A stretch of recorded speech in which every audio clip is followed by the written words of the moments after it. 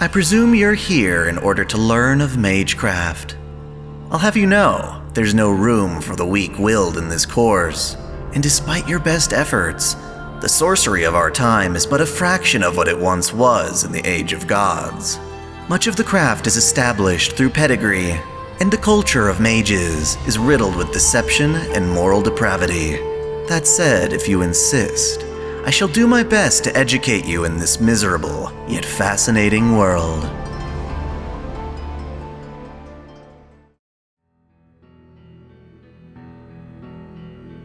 In our previous lesson, I covered divine constructs, despite the fact that apart from through heroic spirits, most mages of our time will likely never experience them.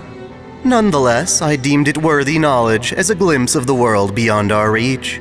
After all, without dreams or aspirations, one cannot hope to surpass one's limits. To continue in that vein, I will cover types, or ultimate ones, the supreme beings that represent the cosmos we inhabit.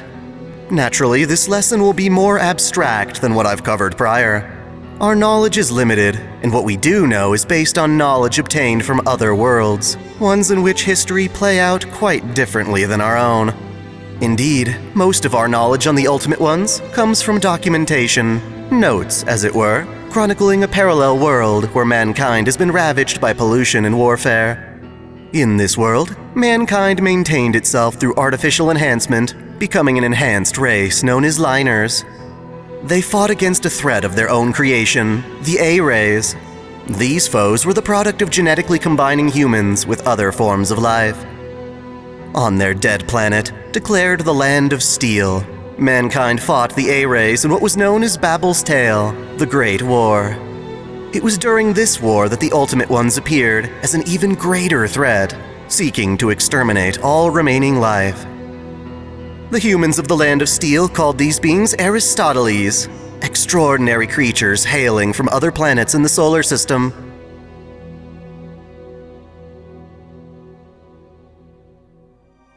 We know that just as our own Earth has the will of Gaia, other celestial bodies in our universe possess a degree of consciousness. The likes of Mars, Mercury, Jupiter, Saturn, Uranus, Neptune, Venus, and Pluto possess their own unique wills, and the Ultimate Ones exist as avatars of those wills. In another sense, they are the planet's respective ambassadors, each capable of invoking destruction on a planetary scale. Unlike mortal beings, the Ultimate Ones lack a traditional concept of death and are exceptionally difficult to harm. Thus, when the planet died, Gaia cried out with a wish to exterminate the humans who managed to outlive it, and the Ultimate Ones were sent to comply with this wish. The threat they posed was enough to provoke both the humans and the A-rays to forego their war and work together to survive. Nonetheless, destruction was inevitable. The first to receive Gaia's plea was Type Mercury, otherwise known as Oort. Leaving far in advance of the other types, Mercury came to Earth prior to the Common Era and took to hibernating in its Crystal Valley in South America. It would remain there until the arrival of the other types. Among the Ultimate Ones, Type Saturn acted as a relay point to facilitate communication between them. In the shape of a 3,000-meter flying cross, it unleashed electromagnetic shockwaves from its body that devastated the planet's surface on impact, boring into the ground to cause earthquakes, leaving behind wastelands strewn with cross-shaped piercings in the ground. By far the most destructive of the Ultimate Ones was Type Jupiter, a black humanoid giant made of photon gas emanating from an artificial sun as its core. It reached Earth and attacked the planet's western continent, killing most of its inhabitants without incurring any damage. This rampage continued until Ado Edem, one of the Ether Liners, mankind's knights. He wielded one of only 2 weapons capable of defeating the types.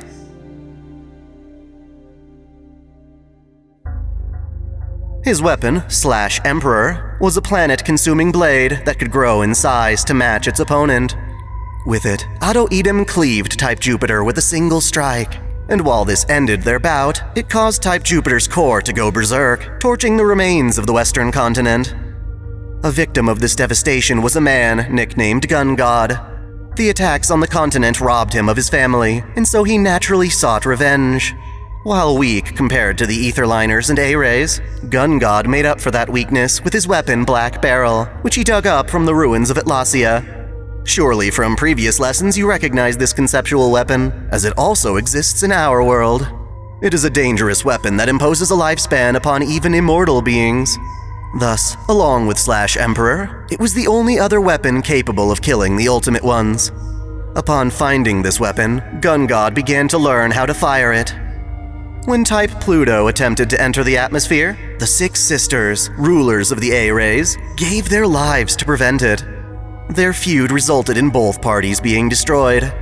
Upon defeat, Type Pluto's blood scattered across the planet, and before perishing, the Six Sisters surrounded the planet with a barrier known as the Cloud Sky, which served to repel the other types.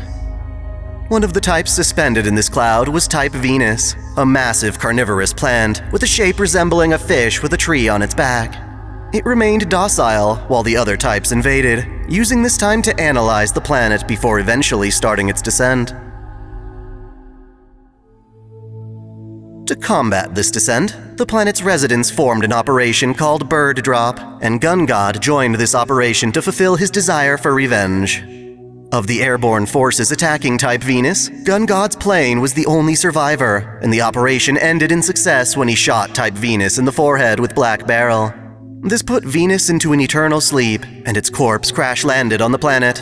Had it reached the surface alive, Venus would have succeeded in exterminating humanity, but thanks to Gun God, such a fate was avoided. To monitor the sleeping creature, a base called the City of World Trees was built upon its corpse, nestled beneath its wings, which were referred to as the Leaves of Yggdrasil. This brought forth both salvation and calamity. Unlike the dead planet, Venus's body was safely habitable, and so people began to live there among its thriving vegetation. At the same time, its body left behind angel-type predation terminals, violent spores that take the shape of angels. Had it lived, Type Venus would have spread billions of these angels across the planet, but in its dormant state, these angels instead emerged at manageable intervals. To quell their numbers, angel hunters were recruited, and Gun God made a full-time income from this profession. Combat against the types had calmed for a time, at least compared to their initial descent. The Liners and A-Rays found shelter in the Leaves of Yggdrasil, which extended from Venus's body far into the sky. However, this protection was temporary, as both Type Uranus and Type Neptune took to gradually destroying these leaves. Over the 5 years after being shot down, Type Venus lingered, ingesting the concepts of the Liners. It learned about humanity, and hoping to learn even more, it projected a human form of itself, appearing as one of the angels. In this humanoid form, named VV, she lived among the residents of the World Tree, and came to love them.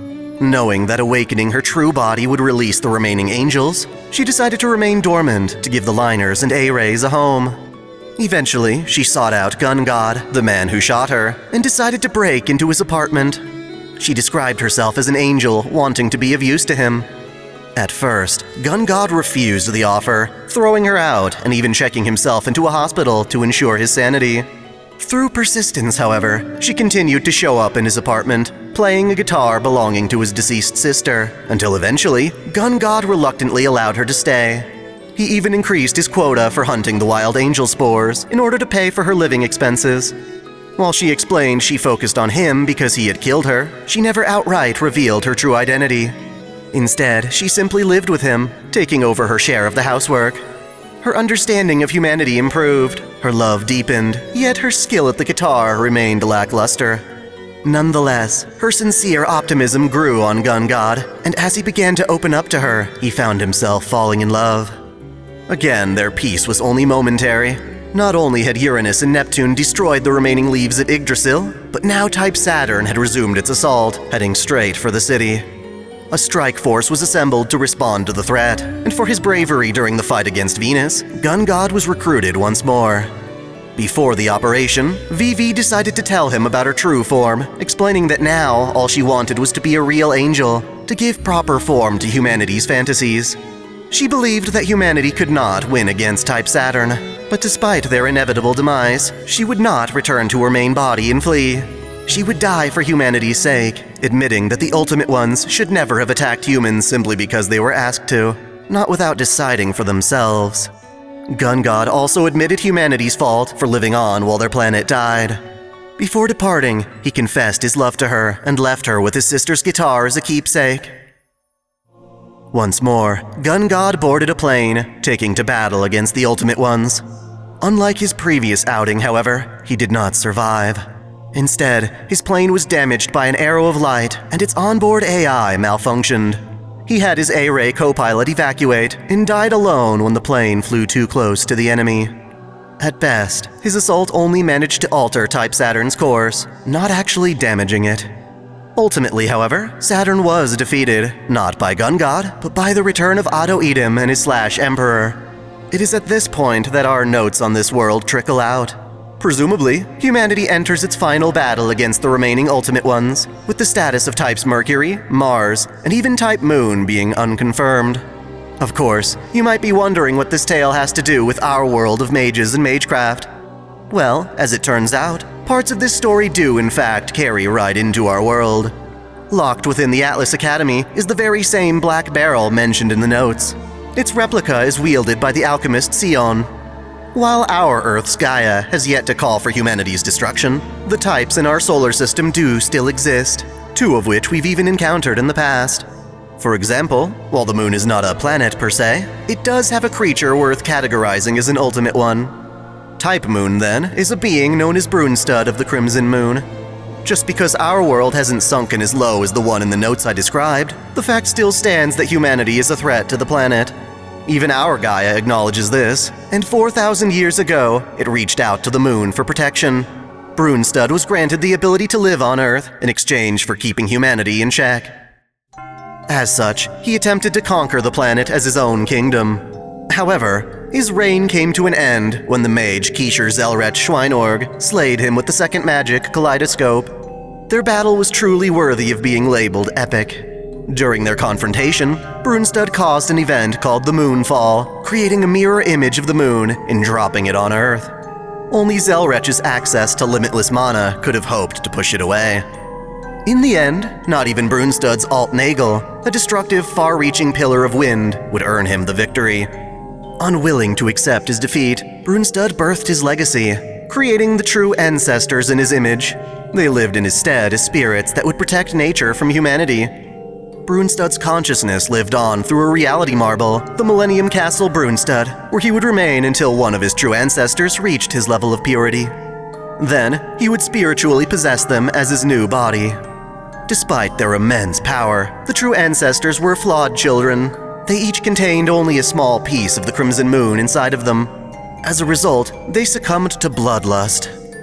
Needing to keep themselves in check, the true ancestors gave birth to Arcoade Brunstud as their princess. It is in her initial state that she resonates most with the Crimson Moon, a form known as Archetype Earth. While she is not technically an Ultimate One, as there is no official Type Earth, the authority of her marble phantasm is strong enough that she can toy with the planet at her leisure, such as playing pinball with the continents, or melting the poles on a whim. The other Ultimate One we've encountered in our history is Type Mercury, or Ort as we often call it. Just as in the notes, Ort descended to Earth, landing in South America prior to the Common Era. It remains in hibernation, only ever attacking those that disturb it. Of course, various parties, including dead apostle ancestors, have done just that, either to destroy or awaken it, only to be annihilated as a result. Its form is like a 40-meter-tall spider, with an outer skin more flexible and durable than any substance found on Earth. It is faster than a servant, and just as deadly as the beast Primate Murder. The area around its dwelling distorts reality.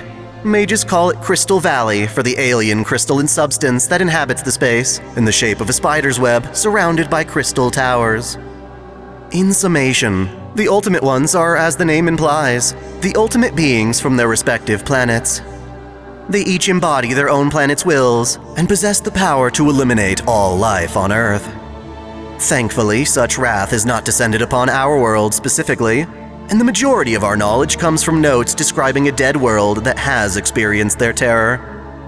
Odds are, this knowledge will never directly affect your practice of Magecraft, but being in tune with our world's workings and history will help you broaden your perspective. Having introduced Brunstud of the Crimson Moon, I plan to dedicate our next lesson to his children, the true ancestors, and the beings that result from them, the dead apostles. In our previous lesson, I spoke of the Ultimate Ones, powerful beings representing their respective planets' wills. Among them was Brunstad of the Crimson Moon, otherwise known as Type Moon. When our very Earth called out to Brunstad for protection, an agreement was made. In exchange for the chance to live on Earth, Brunstad would keep humanity in check by attempting to conquer human civilization. This endeavor included the birth of true ancestors, beings meant to oppose humanity as Brunstad's legacy. Each one is essentially a copy of Brunstad in the shape of a male human. Following Brunstad's defeat at the hands of Zelrech, the true ancestors act in his stead, awaiting a time when they are fit for him to take over their bodies and once more walk the Earth. Until then, Brunstad's consciousness lingers in his reality marble, the Millennium Castle. The most important thing to bear in mind regarding the true ancestors is they are, or dare I say were, extremely flawed beings, compelled by a lust for blood. The humans unfortunate enough to be their victims wind up becoming powerful creatures of their own, the Dead Apostles. Thus, for this lesson, I shall cover the lineage of the true ancestors, the Dead Apostles resulting from their consumption, and lastly the Dead Apostle ancestors, the elite group formed from these vampires. To reiterate, the Earth's will is one of ironic contradiction. There is Gaia, the will that hopes to protect the Earth from all threats, including humanity. Ironically, however, humans are also a part of the Earth, even while posing a threat to it, and so a subsection of the planet's will, known as Alaya, yearns to protect the human order. It is from Alaya that we have the Counterforce and the Throne of Heroes, systems that prevent humans from reaching the root, as well as protecting humanity from beasts strong enough to end it. One might be inclined to say that Alaya has more influence between the two wills, but Gaia also has its own systems in place, namely beings of transcendent kind. These are life forms that are birthed from Gaia in order to mediate humanity's gluttonous spending of the Earth's resources, ensuring that nature continues to thrive. These include elementals, gods, and our topic for today, the true ancestors. In the simplest terms, these are all beings that are permitted to oppose humanity in the name of nature. They are not targets for the Counterforce. This is problematic, however, considering that the true ancestors were more of a threat to humanity than originally intended. They are all plagued by a psychological impulse to suck blood. It is an ailment that cannot be cured, and inevitably gets harder to resist over time. This hinders the true ancestors' efficiency, in that they must always reserve a percentage of their power to restrain their bloodlust. Regrettably, even if one of them were to dedicate all of their power toward holding back the impulse, there would still come a time when it simply grows too strong to subdue. The only practical course of action left for such a true ancestor is sleep. Hibernation can postpone the inevitable, and even true ancestor children begin by sleeping until they mature enough to control themselves. In effect, this means that every waking moment exposes them to more of the impulse's growth. As such, no matter how long the bloodlust is postponed, there will come a time for every true ancestor where they are left with no other choice but to go into an eternal slumber. While they are otherwise immortal, this slumber functionally serves as a temporary lifespan for them. It is not death per se.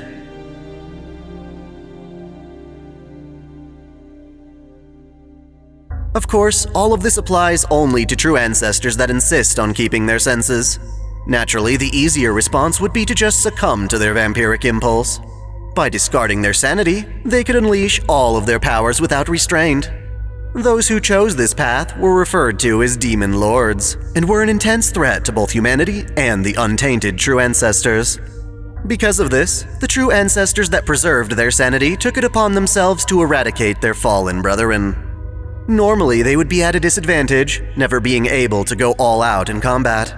However, in exchange for fighting the Demon Lords, the true ancestors are gifted additional power from the Counterforce, since doing so is in the interest of both Gaia and Alaya.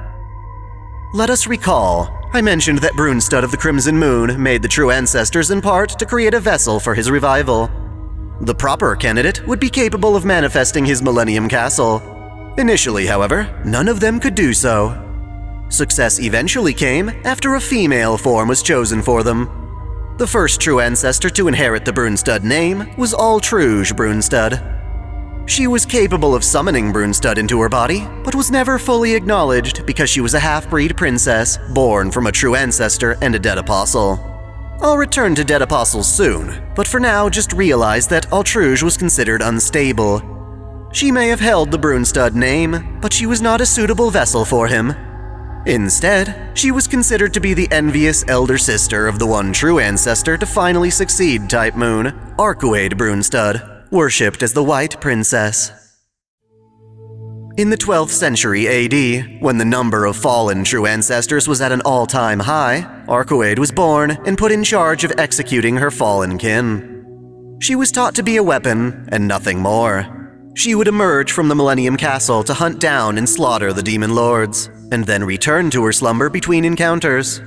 Because of this, she only learned the absolute bare minimum about human society needed to accomplish her goal. To that end, she was neither prepared to anticipate nor understand the hatred and envy brought about by her sister Altruge.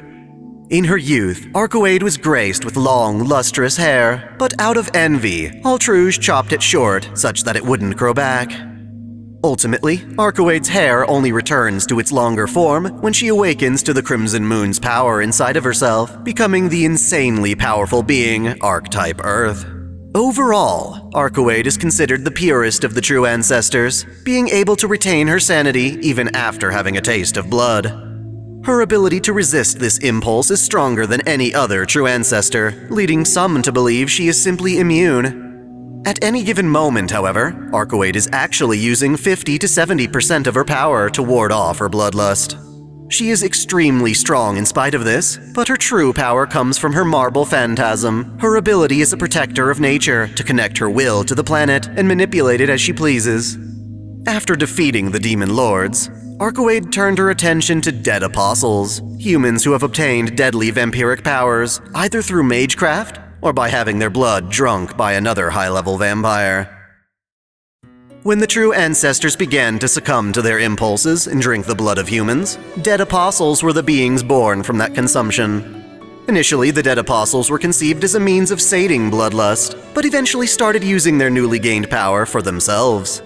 Think of it as a contract between a human and a true ancestor. In exchange for letting their blood be sucked by a fallen true ancestor, a human would be granted vampiric powers and a form of immortality. The true ancestor would suck the person's blood, while also giving them a bit of their own blood in return. In that sense, becoming a dead apostle appeared to have its merits, but sadly many made this agreement without understanding the consequences. You see, the true ancestors don't need blood to survive. They can choose to resist or embrace their bloodlust, and it won't actually make a difference to their lifespan. Even if they can no longer resist, they always have the option of sleeping eternally, which, while unfortunate, is not technically death. Dead apostles, on the other hand, actually require blood to survive. They are gifted with a long lifespan, but they must maintain it by drinking the blood of others. This flawed excuse for immortality urged the dead apostles to rebel against their true ancestors and ultimately escape their influence. Now, the dead apostles roam the earth for themselves, indulging in whatever luxury they can, while pleasantly sating their bloodlust through helpless humans. They indulge in twisted entertainment, no longer having any real purpose in living now that they no longer fear dying so easily. This desire for amusement brought the dead apostles to compete against each other for territory. Their competition resulted in a hierarchy among the dead apostles, with the strongest comprising an elite status known as the 27 Dead Apostle Ancestors. Think of it like a council of the most powerful vampires that encourages apostles lower in strength to drink more blood and establish more influence in the community. Despite appearing as a ruling body, the Dead Apostle Ancestors are mostly a hollow formality. As agents like Arcuade or the Church's burial agency hunt and kill them, some of the 27 seats are either left empty or eventually replaced by other ambitious dead apostles. Oh, and that's right, the Church specializes in hunting these vampires, creating an interesting balance between expanding territory and influence, while also evading the Church's watchful eye. As such, you'll often find dead apostles relying on familiars called the Dead to do their blood collecting for them. The Dead are familiars created when a dead apostle sucks blood, but does not turn their victim into a fellow vampire. This leaves the body without a soul, perfect for being controlled remotely by their killer. When hunting dead apostles, it is standard practice to first slay all of the dead in a given territory to lure out the actual target when they get hungry. A side effect of creating dead apostle familiars is the creation of ghouls. In rare cases, victims of a vampire attack have strong enough bodies and minds to remain intact even after death. They start off as mindless killers, but as they continue to devour humans, they eventually repair their damaged brains and restore their connection to their soul. With this comes their former intelligence and memories.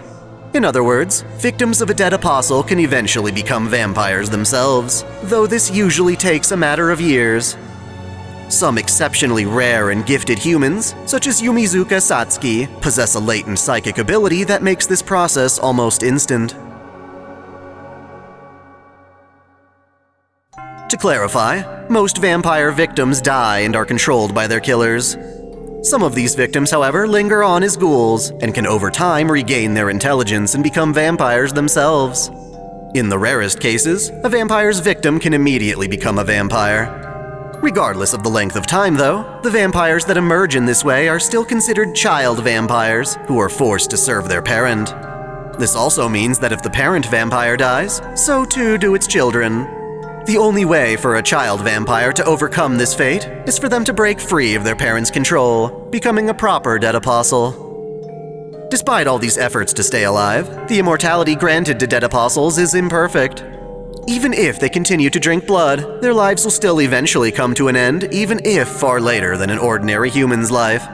As such, there are certain dead apostles who dedicate their long lives to pursuing a true immortality, and some have found rather clever ways of making this work. To fully understand them, we will have to investigate the 27 dead apostle ancestors in much more depth. I intend to do so, but we'll save that part for our next lesson. For now, we must focus on vampire fundamentals. In summation, the true ancestors are the successors of Brunstud of the Crimson Moon. They were put on Earth to protect nature from humans, but because of their inherent bloodlust, they became a far greater threat to humanity than anticipated. True ancestors that succumb to their bloodlust become demon lords and are hunted by the true ancestor princess Arcoade. To sate their lust for blood, the demon lords made contracts with humans, offering them an imperfect immortality in exchange for a consistent meal. These humans accepted the offer, becoming dead apostles.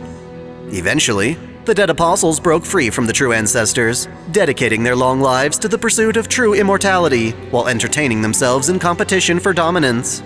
The highest-ranking dead apostles are the 27 dead apostle ancestors, even though their labeling is inconsistent at best. To expand their territories and obtain blood without being hunted by the church, dead apostles create familiars, the dead, to do their bidding. Usually, the dead are merely puppets to be controlled by their respective apostles, but sometimes victims can eventually regain their brains and souls to become vampires of their own. As it stands today, the only surviving true ancestor is Arcoade, and so she continues to hunt the dead apostle ancestors, whom we will cover in our next lesson in Magecraft.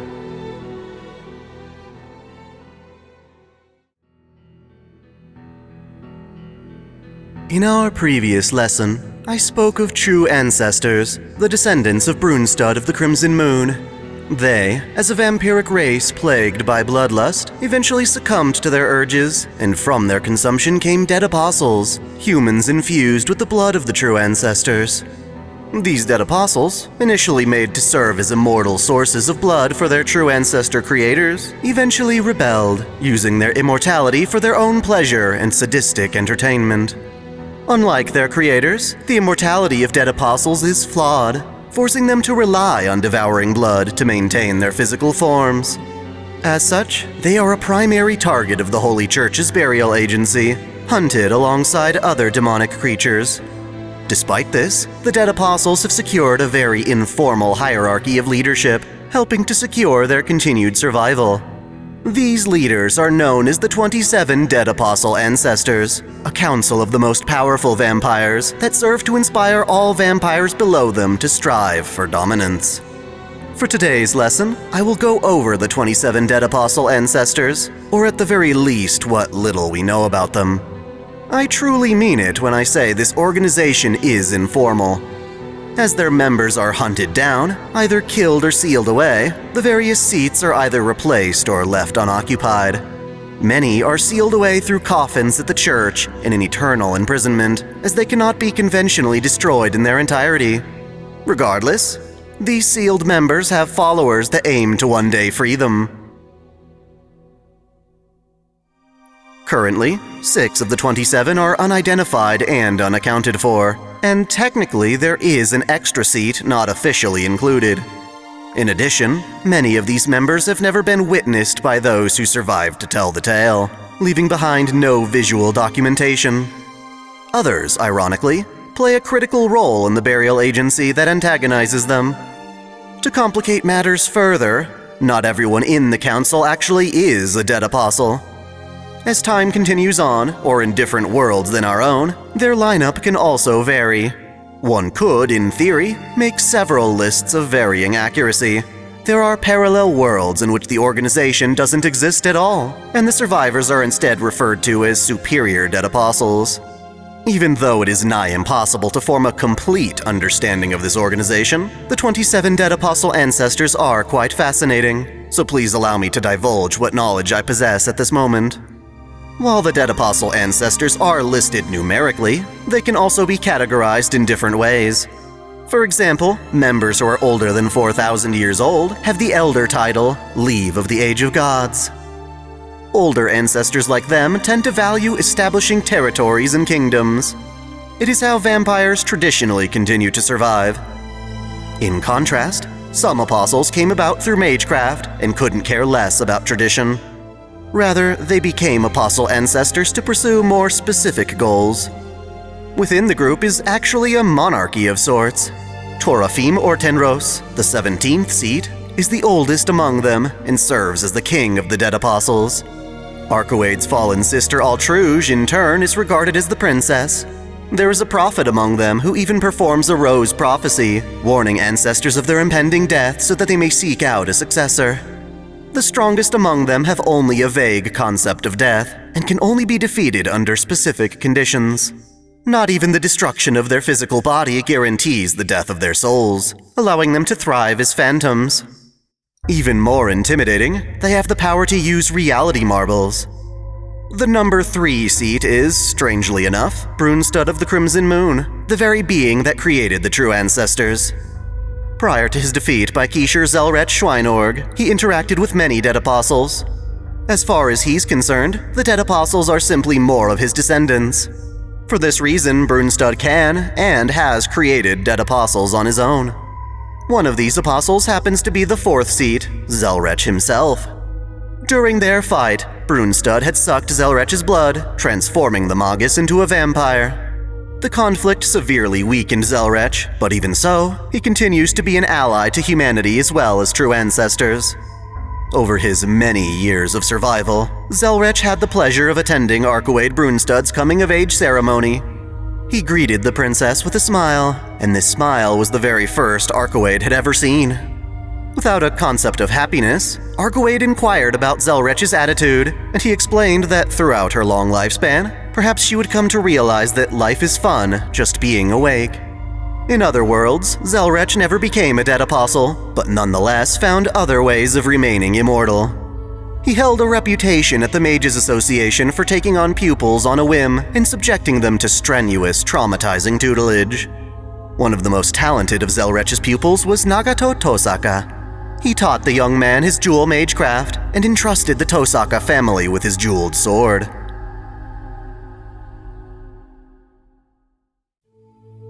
From this course, you should also be familiar with Type Mercury, otherwise known as Ort, the Ultimate One who landed on Earth in South America. The tremendous power of an Ultimate One inspired dead apostles to try and capture Ort, only to be annihilated. While not being a proper dead apostle, Ort's vampiric properties landed it as the 5th of the dead apostle ancestors, replacing the previous seat that tried to capture it. Ort is deadly, but also docile. It does not openly attack the world, instead only responding to those who disturb its slumber. Ort has no earthly concept of death, remaining stoic with its otherworldly, thick, flexible, sharp, and heat-resistant outer shell. The area surrounding it becomes swarmed by an alien landscape of crystalline towers. Let us return to the 17th seat, occupied by Torfim Ortinros. Despite being a mage who became a dead apostle through Magecraft, he was known as White Wing, king of the dead apostles, for being Brunstad's very first follower. He's maintained this title by having the largest following and territory of the dead apostles. The only person to rival his claim for dominance is Altruge, the dead apostle princess. As one of Brunstad's followers, Ortinros hopes to complete a ritual designed by Brunstad called Aelspuri Valesti. It is a ritual that not even its participants fully understand. All we know is that it's a ceremony to conjure forth the original dead apostle, a being known as the Dark Six, who will bring together all the dead apostles upon awakening. This ritual has yet to be completed, but despite this, the Dark Six is ranked as the second dead apostle ancestor. Altruge Brunstad, the dead apostle princess, is ranked 9th. In contrast to her luxurious title, she is controversial among the 27. She was born as a hybrid of both dead apostle and true ancestor, an attempt by Brunstad to construct a more suitable vessel. With the birth of Arcuate, however, Brunstad's followers rejected her as an impostor, her body too impure to house him. Among the dead apostles, some worship her, while others aim to kill her. Perhaps her greatest strength is her possession of seat number 1, a genuine beast of humanity known as Primate Murder. He is a horrifying monstrosity that specializes in mutilating humans, gaining a taste for human blood after mimicking the vampiric behavior of his master Altruge. In other worlds, this beast takes on a much less intimidating form after being tamed by the mage Merlin. In contrast to what one might expect, this creature, Kathpalug, is actually quite endearing. Seat number 6 is currently occupied by Rizo Wallstrout. He serves as another of Altruge Brunstad's bodyguards, relying on immortality obtained through a temporal curse. Some call him the Black Knight Strout, as he wields a demonic blade called the True Demon Neardark. In contrast, we have seat number 8, Fina Bloodsfelton, the White Knight Blood. He joins Primate Murder and Strout as the third of Altruge's bodyguards. He is the captain of a ghost ship, commanding his crew through a reality marble called Parade. Another of the dead apostles serving Brunstad of the Crimson Moon is seat 16, Gransurg Blackmore. At first, he was an Austrian mage who researched the sanctification of birds. Prior to his defeat from Zelrech, Brunstad sought to battle Gransurg and, miraculously, Gransurg survived the encounter.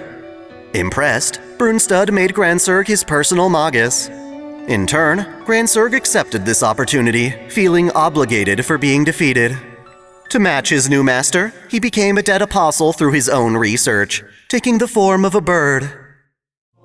He threw away his former life, destroying his place of birth and serving Brunstad like a familiar. After Brunstad's defeat, Gransurg went on as an independent apostle. He attacked the previous 16th seat, destroying an entire clan to take on the name Blackmore. He fights with a reality marble called Nevermore, which covers the sky with a canopy of bird wings to create a world of death. Within, darkness swallows all life, allowing him to kill over 100 vampires without spilling a single drop of blood. Despite this, he is actually one of the dead apostle ancestors imprisoned by the Holy Church. While there, he works with the Mages Association. The 14th seat is occupied by Van Fem, another of the oldest dead apostles. Despite being old himself, he felt that Ortinros's kingly status was old-fashioned, encouraging him to break away from that faction. Van Fem's territories are occupied by demonic golem castles, the 5th of which, Matri, was once taken over by Fina Bloodsfelton, whom I've already mentioned. Ever since, Van Fem has held a grudge against Altruge Brunstad and her bodyguards. Breaking away from the old-fashioned vampiric methods of dominance, he began to pursue worldly influence in unique ways after World War I. Instead of hiding in the shadows, he has lived among humans to establish a world-leading conglomerate, V&V Industries. Tales of his wealth include the purchase of a casino boat in Monaco named Fem's Casa, where he challenges visitors on a daily basis. Even though his methods differ from other ancestors, Van Fem has been instrumental in furthering the Aylesbury Valesti ritual, using legitimately gained money from human society to fund it. As such, the Church has trouble trying to intervene in the ritual. I said before how resilient dead apostles can be, and Stanrobe Calheen, the 11th seat, proves my point. He was once destroyed by the Church, and yet he still remains as a ghost while retaining all of his power. He is expected to survive in this state as the Duke of Predation for the next 200 years before dissipating. A dead apostle ancestor we've already mentioned in previous lessons is the 15th seat, Rita Rosé N., the self-styled artist's lady. She used her immortality to cultivate a taste for the arts after inheriting her predecessor's castle. There, she bathes in blood on a nightly basis, indulging her arrogant personality to do whatever she pleases. One of these indulgences is thought to be management of the Rail Zeppelin train for trading mystic eyes. Its manager was either Rita herself or another from her clan. Even so, this individual was ultimately chased out of the train during a fight with Toko Aozaki, and now that task is handled by a spiritual emanation. Rita's more obscure friend is the 21st seat, Sumire the Water Demon. As her name implies, she is a unique vampire who lives underwater, having conquered the deep at the expense of her strength on land. Even so, she is the only dead apostle capable of using Marble Phantasm, the ability typically exclusive to true ancestors, as well as teleportation. In contrast to all of these amazing abilities, however, Sumire is a drunkard, proving to be more nuisance than threat. Her friendship with Rita is interesting, in that the two of them have formed a pact to kill one another. Presumably, this is preferable to other forms of death, as it is one they have chosen for themselves. Of course, that does not make violence between the dead apostles admirable. Doing so has actually caused ancestors to lose their rank, such is the case for Enhance, the 18th seat, or perhaps I should say former 18th. He first earned his rank by killing his former master, but was quickly stripped of it after going on to hunt other dead apostle ancestors. Known as the Knight of Vengeance, Enhance wields the former 18th's weapon, the demonic Sword Avenger, which releases malice when swung. As a fellow apostle hunter, he is entrusted with a church-made firearm called the Burial Artillery Scripture. His body contains elements both human and vampiric, causing the weapons to slowly destroy him as he uses them. The sword harms the nerves in his right hand, while every shot from the scripture rots his left hand. To compensate, he can scale walls like a bat, along with growing wings. Enhance is not the only dead apostle ancestor to make friendly with the church. The 20th seat, Merim Solomon, is also the 5th member of the burial agency. As a human child, he had a unique ability to speak with animals and materialize people's wishes. He was considered a planet terminal, a manifestation of Gaia, the Earth's will to protect humanity. As such, he was worshipped as a deity by his home village. To keep him from ever leaving, however, the villagers amputated his arms and legs. Again, prior to the battle with Zelrech, Brunstad noticed Merim's predicament and challenged the villagers to imagine beasts for him to fight. Over the course of a single night, the villagers could use Merim to conjure monsters from their imaginations, but if those monsters could not defeat Brunstad by daybreak, Brunstad would slaughter them all. The challenge ended abruptly when Merim, straining to materialize so many beasts, died from the pressure. In response, Brunstad revived Merim as a dead apostle and told the 14-year-old boy that, to be free from his captors, he should replace his missing limbs with beasts of his own imagination. Since that day, Merim has shown gratitude towards Brunstad, extending that gratitude toward Archewade after Brunstad's demise. As such, he bears hatred toward Archewade's sister Altruge, angered that an imposter like her would steal Archewade's glorious long hair. With all of Altruge's bodyguards, however, Merim knows that he can only defeat one before meeting his own end. Thus, he has teamed up with Gransurg Blackmore to assassinate Altruge. He joined the church for the opportunity to collect holy relics, and was accepted for his willingness to hunt down his fellow vampires. His dead apostle peers brand him a traitor, while at the same time tolerating his betrayal. This is mainly due to Merim's strong limbs, which he reformed in the shape of his village's gods, the 4 great daemon beasts. His left arm is classified as the King of Rats, based on the rodent friend he found in the ceiling of his temple. This rat can take on a humanoid form and often disguises as an elderly priest to act as Merrim's adult representative. After all, Merrim still maintains his childlike appearance. Admitting his true form would interfere with his work at the church. When apart, Merrim and his left arm communicate vicariously through other rats. A somewhat comedic anecdote is that he loves cheese and tolerates humanity out of appreciation for pizza. Merrim's right arm is called Lady Windup, a lofty mechanical doll made to represent warfare. While armed with various weapons, Lady Windup also serves as a fortress, with access to its interior from a staircase on its stomach. This puppet is temperamental, even toward its own creator. While it will execute Merrim's initial orders with precision, it loses interest as more orders are given to it. Merrim's left leg is the King of the Sky, a 200-meter manta ray that soars above land as an embodiment of freedom. In terms of combat, it is a glass cannon, strong, with a debilitating lack of defense. Lastly, Merrim's right leg is the King of the Land, the Black Dog of Destruction. It is a four-legged whale monster that embodies the fury of a tsunami.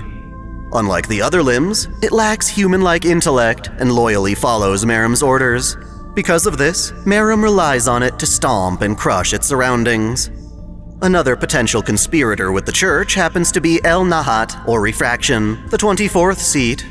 He was sealed by the burial agency, and to an extent, he cooperates with them as a secret weapon against dead apostles called the Scripture of the Stomach. This is because El Nahat has a special ability to use refraction to literally erase his opponents in battle. With each use, however, this refraction completely wrecks his body, and recovery takes several decades. To that end, him being sealed in the church is more of a means to protect him between uses. He is sealed in a room of mirrors, and can only be removed by the burial agency's first or second members. So far, we have successfully covered 17 of these dead apostle ancestors. In addition, the 12th, 19th, 22nd, 23rd, 25th, and 26th seats are all unaccounted for. They were either killed or sealed by members of the Holy Church. The remaining 4 seats, as well as the unofficial extra seat, are all quite a bit more involved.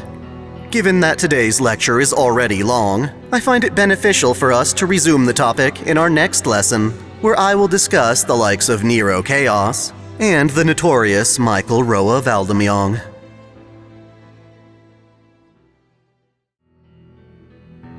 In our previous lesson, I presented all the relevant details surrounding 23 of the infamous 27 dead apostle ancestors. In general, this vampiric race exists both as a result of the true ancestors seeking sustenance for their bloodlust, and from the intellectual curiosity of mages who seek to confront their mortality. For today, I wish to cover the remaining 4 dead apostle ancestors, as well as an unofficial 5th member of the group. These individuals are especially rich with information to cover, due in no small part to their lofty ambitions, hence why they have garnered an entire lesson of their own. Quite possibly the most aggressive and outright dangerous of the dead apostle ancestors is the 10th seat, Nero Chaos. Initially, he was an alchemist from the Wandering Sea, known as Fabro Rowan. His magical research revolved around merging different combinations of living creatures as a means of life extension. At its pinnacle, Rowan used this research to absorb different creatures into his own body, achieving immortality on par with that of dead apostles. Essentially, he achieves this form by deploying a reality marble, layer of the Beast King, within himself. Through it, he can devour all manner of animals from bears, lions, alligators, birds, and even phantasmal species, assimilating them into himself. Mind you, these are not familiars, but literal extensions of his physical body that can detach and reabsorb as needed.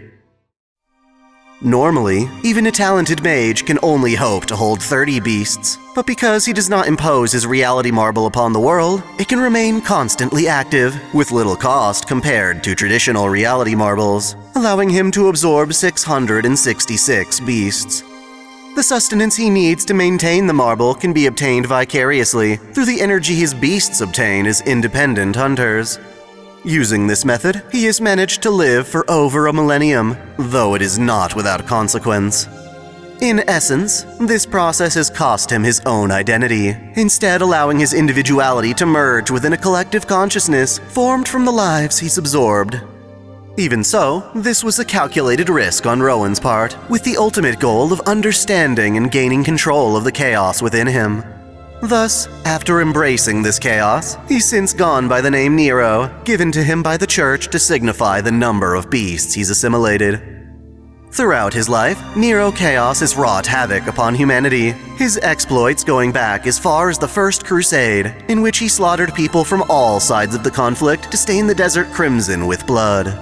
Despite being a self-created dead apostle, he still suffers from classic ailments such as an aversion to sunlight. Being about during the day will not kill him, but it will weaken his power significantly.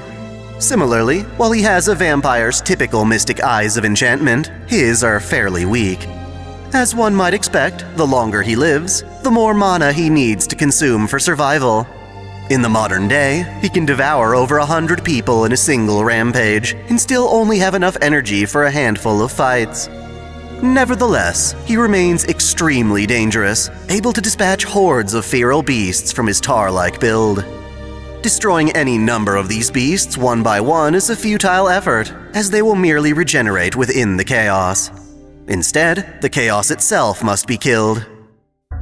Even his own humanoid body is but an extension of the chaos, and will suitably reform once destroyed, unless killed on a conceptual level, via something like the mystic eyes of death perception. In fact, this very thing occurs when Shiki Nanaya severs Nero's chaos via its points of death. What I find fascinating is that if one were to kill Nero's dispatched creatures and prevent it from being reabsorbed, the corpse of said creature could be used to patch up or enhance someone else's physical body. While the creatures still behave like rubber or tar, they will eventually begin to mimic human flesh, if not done in excess. Following the death of Nero Chaos, the 10th position was succeeded by Louvois, an ancient dead apostle created by a true ancestor. Technically, the name Louvois refers to 3 dead apostles, a father and his 2 children who all share the name, but the 10th spot primarily refers to the father. Originally, he was an apostle who thrived in Norway for 500 years, until being nearly slain by church executors. It was after this encounter that he began to nurture his own lineage and territory. He was a follower of Torafim Ortenros when he filled the 10th seat's vacancy. In celebration of this appointment, Louvois held a gathering for his relatives, only to receive a rose prophecy predicting his imminent demise. Rather than heed the warning, he holds the gathering anyway, and it is interrupted 3 hours later by attackers from different factions.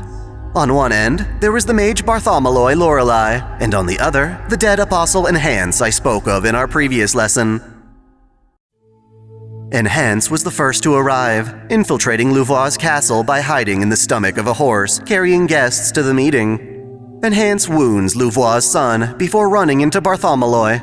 While the two of them fight over their shared target, all 3 of the main Louvois family gather to defend themselves against attackers. By the time Enhance and his rival put their feuding aside to reach their target, it is already too late. The Louvois trio has been unmistakably killed by a 3rd attacker, Shiki Nanaya, who has since joined Arcoade Brunstud in hunting vampires. Maram Solomon refers to Shiki in this new role as Satsujinki, or Shiki the Killer, whereas other dead apostles fear him as death incarnate. Regardless, thanks to Shiki's intervention, the 10th seed of the dead apostle ancestors did not remain filled for very long at all. This is shocking, because for all intents and purposes, Louvois was a talented dead apostle, known for wielding a powerful conceptual mace, alongside keen skills as a mage. Another dead apostle who started out as an ordinary mage is Kabak Alcatraz, the 27th seat. He was one of Zelrech's old friends, and was also present during Arcoade's birth. While this was the only time he met the princess, he stood out to her, and the 2 of them remain acquaintances. This is odd, considering Arcoade primarily hunts dead apostles. Sure enough, she would kill him if only she could, but Alcatraz's circumstances are unique. Ever since his first death, Alcatraz has lived on in a form more akin to a padlock, safeguarding a treasure chest meant to contain the Holy Scripture Triton, an artifact he had stolen from the church. In this form, he's been missing for over a century, actually being trapped inside Triton. From his perspective, Triton is a tranquil paradise with neither morning nor night, where he counts the time he spends there in full centuries rather than days. Inside, he sates his bloodlust by repeatedly killing himself as a sort of reincarnation. From the outside, the Holy Scripture takes the form of a girl named Hibiki Hibino, who considers Alcatraz to be her grandfather. When not manifesting directly as Triton, she is a cheerful girl who helps at a local cafe, Ananerba. While theoretically it's possible to meet with and kill Alcatraz by entering his treasure chest, Arcoade deems it too much of a hassle so long as he stays within his own world. As such, the two only communicate through mysterious phone calls. Some have even said that Alcatraz inhabits a new body as Mr. Cell Phone, a mystic code created by Zelrech. As silly as this sounds, Alcatraz was originally a mage nearing the level of a magician. In terms of accomplishments, he is best known for creating labyrinths. The treasure chest protecting Triton is considered one such labyrinth, explaining why not even he can escape from it. More notoriously, however, is Kalbak Alcatraz's seventh labyrinth, an underground dungeon densely packed with phantasmal species like carnivorous fairies, chimeras, automatons, and all manner of lethal traps.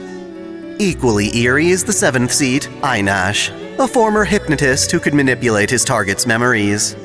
Having turned himself into a dead apostle through Magecraft, Einash had to protect himself from Arcoade, and did so by forcing her to forget his very existence.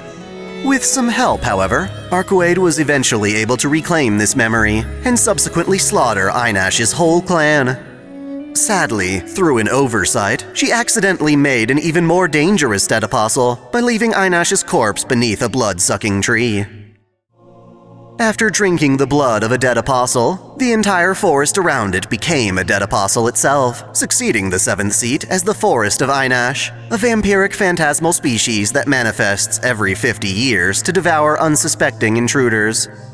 Since the Middle Ages, this forest has been drinking blood recklessly, but despite its unhinged violence, the Holy Church has never been able to stop it. In a sense, one might call this forest infectious, as it produces fruit that drips blood. Upon staining the earth, this blood germinates, creating smaller vampiric forests called Children of Einash. Thankfully, unlike their parent, these subforests only manifest once apiece. One such Children of Einash played a key role in Dr. Heartless's Rail Zeppelin incident. Eventually, the main forest drains enough surrounding villages for the church to task Ciel and Meram Solomon with slaying it. Ultimately, however, it is once more Shiki Nanaya who ends the dead apostle's life, freeing the survivors left inside. In my opinion, the most complicated of the dead apostle ancestors is the 13th seat, the Knight of Wallachia, mainly due to its many incarnations. Initially, the Knight of Wallachia was a prestigious Atlas alchemist by the name of Zepia Eltnam Oberon. As with many Atlas alchemists, Zepia was concerned with possible ways in which the world might meet its end. In his case, the destruction he predicted was otherwise inevitable due to a universal system known as the Sixth Law. Driven mad by his helplessness, Zepia aimed to abandon his humanity in order to gain control of the Sixth Law and avert the destruction it would bring. To this end, he broke the cardinal rule of Atlas mages, that their secrets must be kept within the Egyptian temple, and he ventured to the outside world as the vampiric Knight of Wallachia. While dead apostles are certainly powerful, this form was only a means to an even greater end for him. To effectively reach the Sixth Law, he believed he would need to become not just any vampire, but a true ancestor. The form he takes as a dead apostle complements this. Rather than a specific being, the Knight of Wallachia is a cursed reality marble known as Tatari, which first got its name from the mythical vampire Dracula, believed to haunt Romania. Tatari is a curse that takes on the image of a community circulating fears and rumors. Zepia was originally able to become this curse with the help of Altruge Brunstud, who summoned the Crimson Moon to transform him. Over the following 1,000 years, the Tatari would manifest at various places to wreak havoc, with the goal of reaching a pre-calculated moment in the future where he could manifest beside Arcuade Brunstad and derive a true ancestor's power from her. This encounter occurs within modern-day Misaki Town, in which Tatari manifests by conjuring the different nemeses Shiki and Arcuade had previously feared or defeated. Ultimately, both Zephia and his ambitions were destroyed when Arcuade harnessed her marble phantasm to strip away the powers previously granted to him by the Crimson Moon. Sadly, however, this battle only ended Zephia's incarnation of Tatari, as the phenomenon was able to spread to descendants.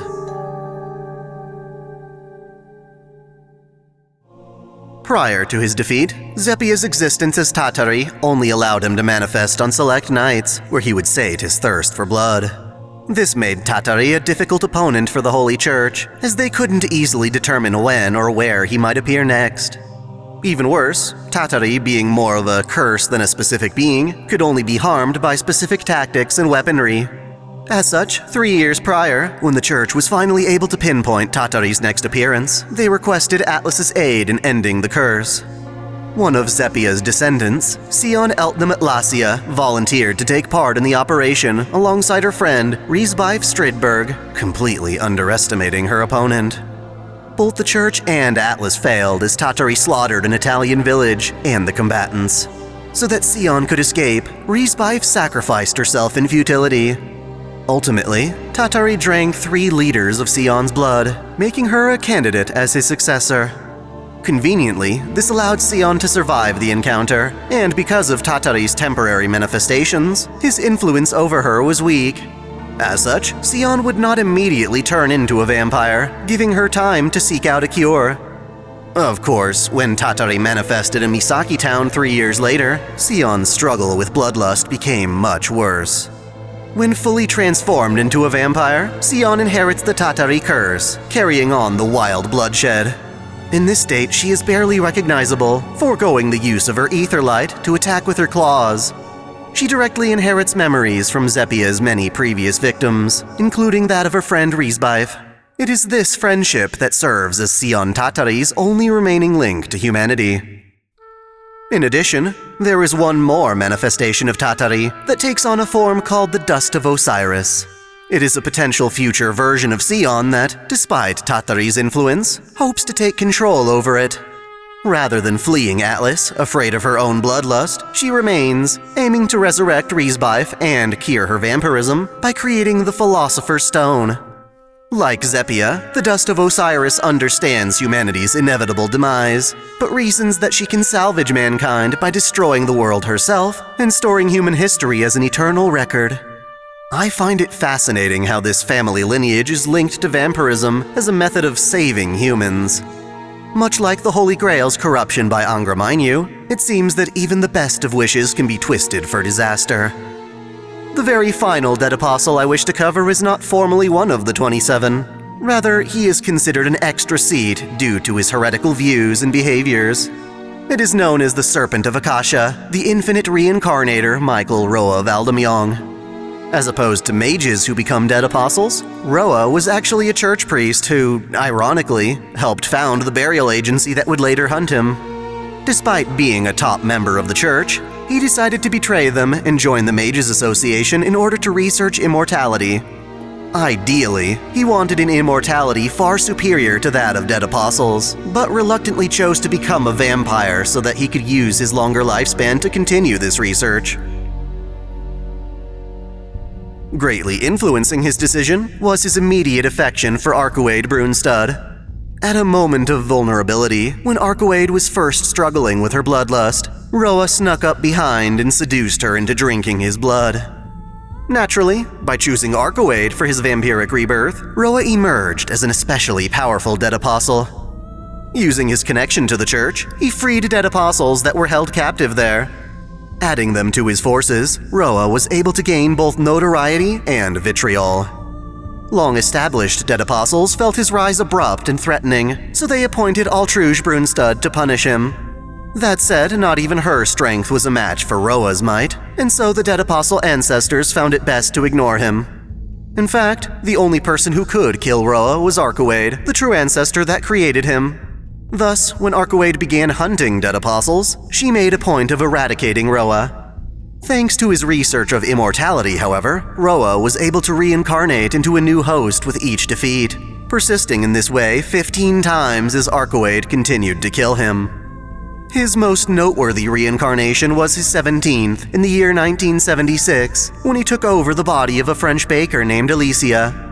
Normally, Roa would handpick his new hosts based on their wealth and social presence. But for this incarnation, he was forced to settle for somebody with only physical compatibility. Conveniently though, while Alicia was an ordinary village girl, she wound up being one of his best vessels due to her magical potential. Roa began to manifest within Alicia on her 16th birthday, and he used her to commit atrocities on her fellow villagers, slowly taking over. As expected, Arcuade was eventually able to track down this new incarnation and kill her, forcing Roa to move on to his next host. Unlike previous incarnations, however, Alicia was able to revive and even regain her original consciousness. The church found this fascinating, and so they abducted Alicia to test the limits of her regenerative abilities. They would kill her again and again, horrifically torturing her for their own curiosity. The church found that, so long as Roa's soul continued to reincarnate, her body would remain immortal no matter the trauma placed upon her. As such, in order to finally die, Alicia joined the burial agency to hunt down Roa under the name Ciel. She tracked Roa's current form down to Japan, where she found him possessing the body of Shiki Tono, the biological heir to the Tono bloodline. When Roa first manifested into Shiki, it triggered the boy's demonic inversion impulse, compelling him to try and kill his own sister Akiha. It was the duty of the head of the Tono family to eliminate any kin that inverted, but Shiki's father, Makihisa Tono, could not bring himself to kill his own son. Instead, he kept Shiki in secret confinement. Over the next 10 years, Roa remained dormant within Shiki, until finally waking once more to battle Arcuade. In addition to his physical strength as a dead apostle, Roa practices a form of Magecraft known as numerology, which he uses to discharge electricity and amplify other spells, such as his reality marble Overload. Specifically within the body of Shiki Tono, Roa can take advantage of his mystic eyes, which serve to rival the mystic eyes of death perception possessed by Shiki Nanaya. It is a dangerous game, however, as both Ciel's 7th Holy Scripture and Shiki Nanaya's eyes are capable of killing not just his body, but his core existence. As a result, this particular incarnation becomes his last. As a side note, a different version of Roa can be found on other timelines, where his incarnation Tarantella is thoroughly burned away by Edmond Dantes in battle. Dantes' flames dissolve his soul, so even on these timelines, Roa is no more. In summation, the 27 Dead Apostle ancestors are a loosely formed hierarchy of vampires that comprise the absolute elite. Many of them came about from the bloodlust of true ancestors, but plenty others were mages who intentionally sought vampirism for the sake of their own ambitions. The information available on them is always changing, but that in no way invalidates the effort taken to understand them. If anything, it means that I may have to return to this topic another day. For our next lesson, however, I would prefer to move on to something different. Specifically, I aim to cover the wild and potentially dangerous beings that exist in our world by covering Phantasmal Species.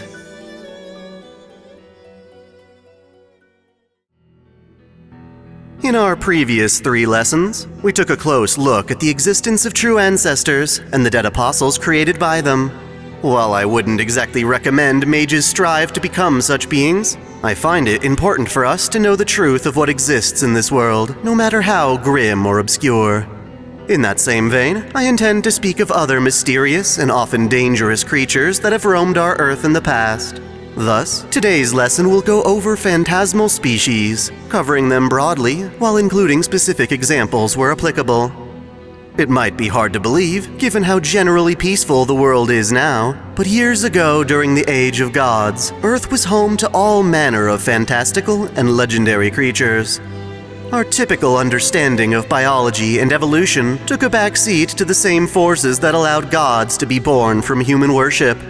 In fact, the process of their creation is very much akin to the gods, whom we've discussed in relation to divine constructs. These different creatures can either exist through the legends and fantasies told by humans, or through the will of the planet itself. Their strength and influence are tied to the same factors as other mysteries, as legends gain notoriety with the passage of time. Mind you, while phantasmal species have arisen from the lore of man, they certainly aren't desired by humans, serving more of a threat in most cases. As such, any species existing in the modern era do so in hiding, while most have left this world for the reverse side. Often, phantasmal species are referred to as magical beasts, as they do not fit the planet's natural ecosystem. Mind you, this is something entirely separate from the beasts of humanity that counter-guardians are summoned to defeat. They are ranked by the strength of their existences. At the lowest end are monstrous or demonic beasts. More rare and more powerful are the phantasmal beasts that tower over them, and the highest rank are divine beasts. Some of the species we'll cover fall into this category, beasts of the Millennium rank, and are just as famous as the godly legends they're a part of. Not even standard Magecraft can harm such creatures, as their strength is more on par with that of true magic. The most common type of phantasmal species existing today is the Chimera, mainly in part to how they can be created and manipulated through modern Magecraft. Chimera is a blanket term that refers to composite creatures, beings formed by fusing parts of different beasts into a single functioning body. The most iconic variant is certainly a lion mixed with the tail of a snake. Chimera can be found in the wild, hidden within lands that mankind has yet to develop. In addition, these synthetic beasts play a role in the zoology department in the Mages Association. I dare say that such experimentation is unethical, but this is the association after all. Much less impressive are gremlins, sprites actually born in the modern era. Without the long-lasting legacy of other phantasmal species, gremlins are considered weak vermin that nest in electrical machines and appliances, often swarming around open ley lines. A species common in Celtic mythology is the demon boar. While there are a number of common variants of this species, the individual creature most associated with the name comes from the legend of Diarmuid o Dwybna, a knight of Fianna from the Fenian cycle. In this story, Diarmuid's father Dun becomes jealous of and kills Diarmuid's half-brother Congus. Upon discovering his dead body, Congus is reincarnated as a monstrous boar, destined to kill Diarmuid. Perhaps just as famous is the Caledonian boar from Greek mythology. When the goddess Artemis became angry that the city of Caledon failed to prepare offerings for her in their harvest festival, she dispatched upon the city a gigantic boar that would ravage their crops. This boar was made the target of a famous hunt, in which various archers would compete to take it down. Ironically, the one to fatally wound the boar was Artemis's beloved foster child, Atalante. As a heroic spirit, Atalante is known to carry the boar's pelt, transforming her into a more aggressive and bestial form. Another demon boar can also be found in the legends of King Arthur. Torc Torith was a man who murdered and stole from the innocent, and as penance, was turned into a demonic boar with a razor, scissors, and comb strewn about within his hair. Rather than pacifying the killer, this transformation only heightened his rage, spurring him and his piglets to attack Britain. King Artoria set out on a swine hunt, and with the help of her canine companion Cavall, she chased the demon boar from her land. In addition to demon boars, there also exist divine bulls, also referred to as god bulls, or air-walking thunder bulls. They earn this title by being manifestations of the god Zeus, after he transformed into a bull in an attempt to seduce Europa. Two bulls, thought of as children of Zeus, are tasked with pulling the Gordius Wheel, a heavenly chariot made to honor Zeus. Iskandar, king of conquerors, claimed both the bulls and chariot when he, dare I say, solved the puzzle of the Gordian knot by slicing through it. As a rider servant, Iskandar mounts the chariot, using the bull's thunderous footsteps to trample his foes, as well as soar through the skies. Other divine bulls exist, such as those tied to the legend of Asterios. When King Minos broke a promise with Poseidon to sacrifice a divine bull, his wife was cursed to lust after bulls, and from her womb came Asterios, a hybrid between man and bull, who was feared as the horrific Minotauros of the labyrinth.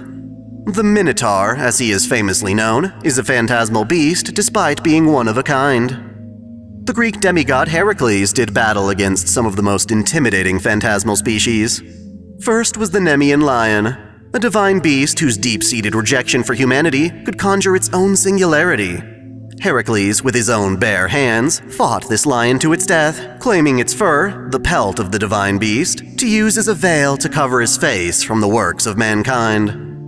Then there is the Hydra, a monstrous beast with regenerating heads and deadly poisonous venom that instantly kills its victims. Even its breath is poisonous, rotting the lungs of nearby humans.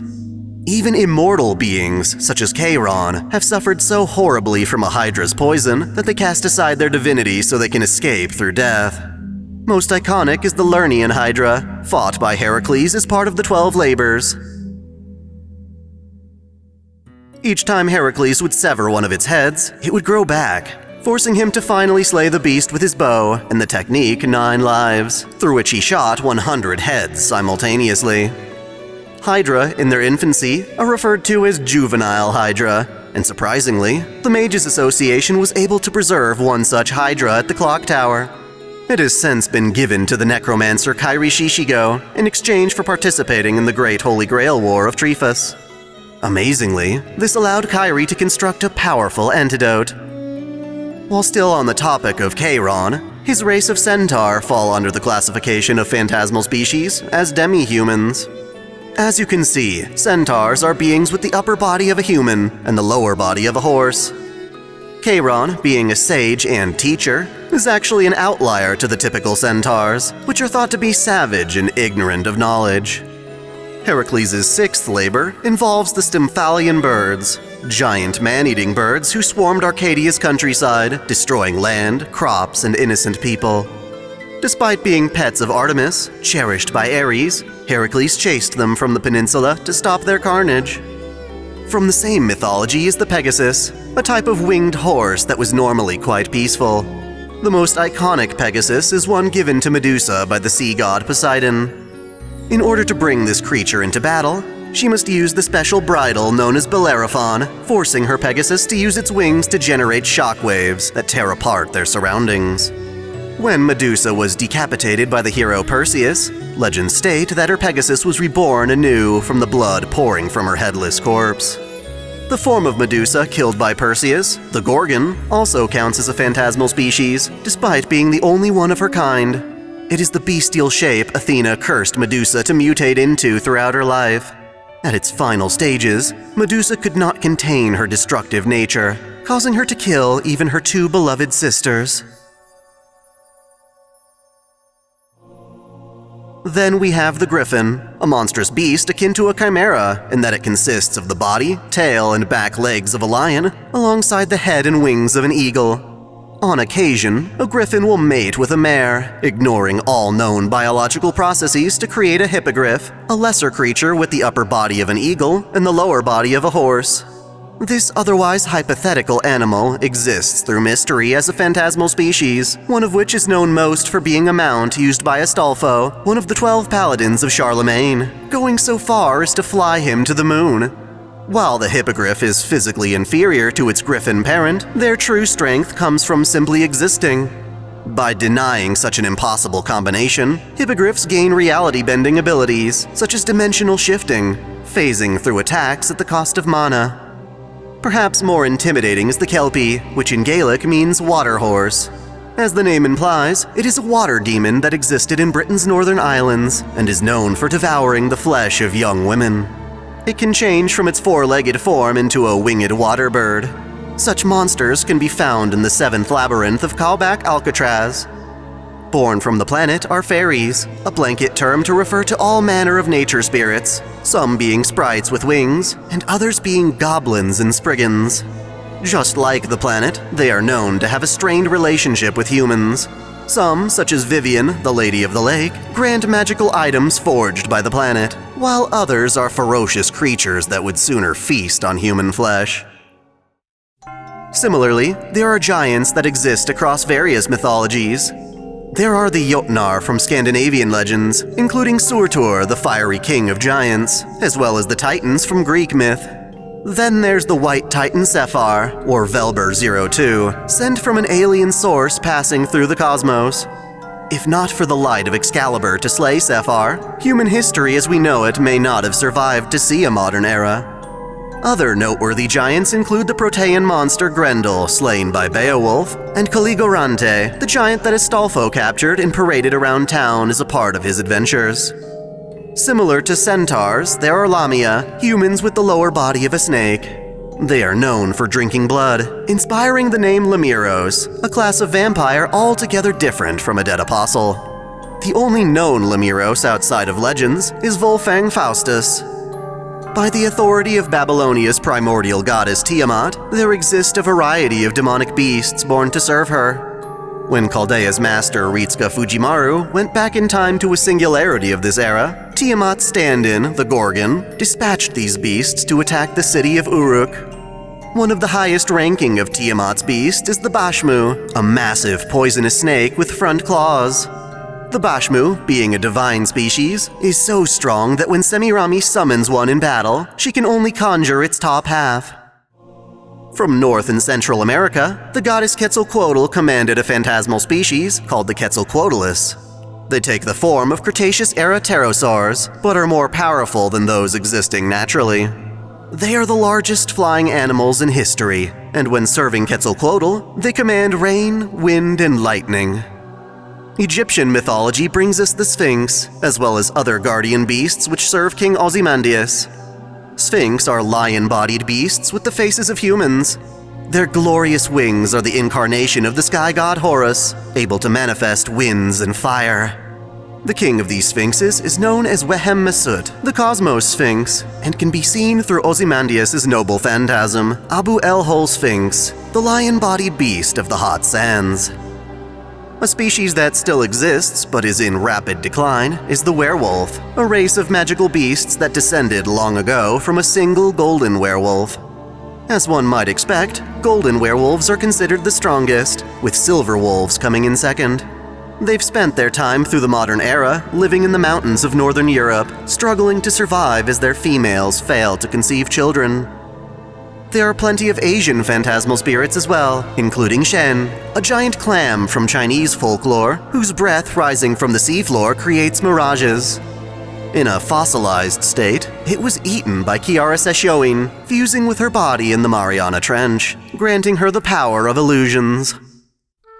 Japanese mythology introduces us to demonic yokai, including terrifying spider demons known as Tsuchigumo.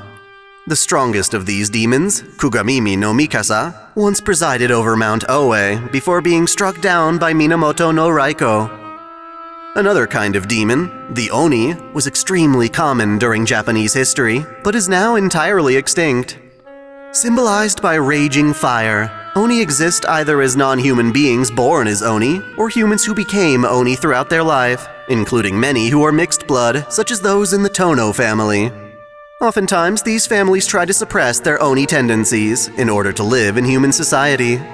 That said, there are dozens of pure-blood Oni who have gone down in history, such as the seductive Shuten Doji and hot-headed Ibaraki Doji. Not all phantasmals are quite so violent, however. Succubi and incubi, for instance, manipulate and feed upon dreams. The female variant, or succubus, can maintain eternal youth by draining a man's bodily fluids. These creatures are often thought of as promiscuous, but this is not always the case. For instance, Merlin, the mage from Arthurian legend, is a half-incubus who can subsist simply from dreams, using what he learns through them to maintain a human composure. By far, the most fantastical phantasmal species are dragons.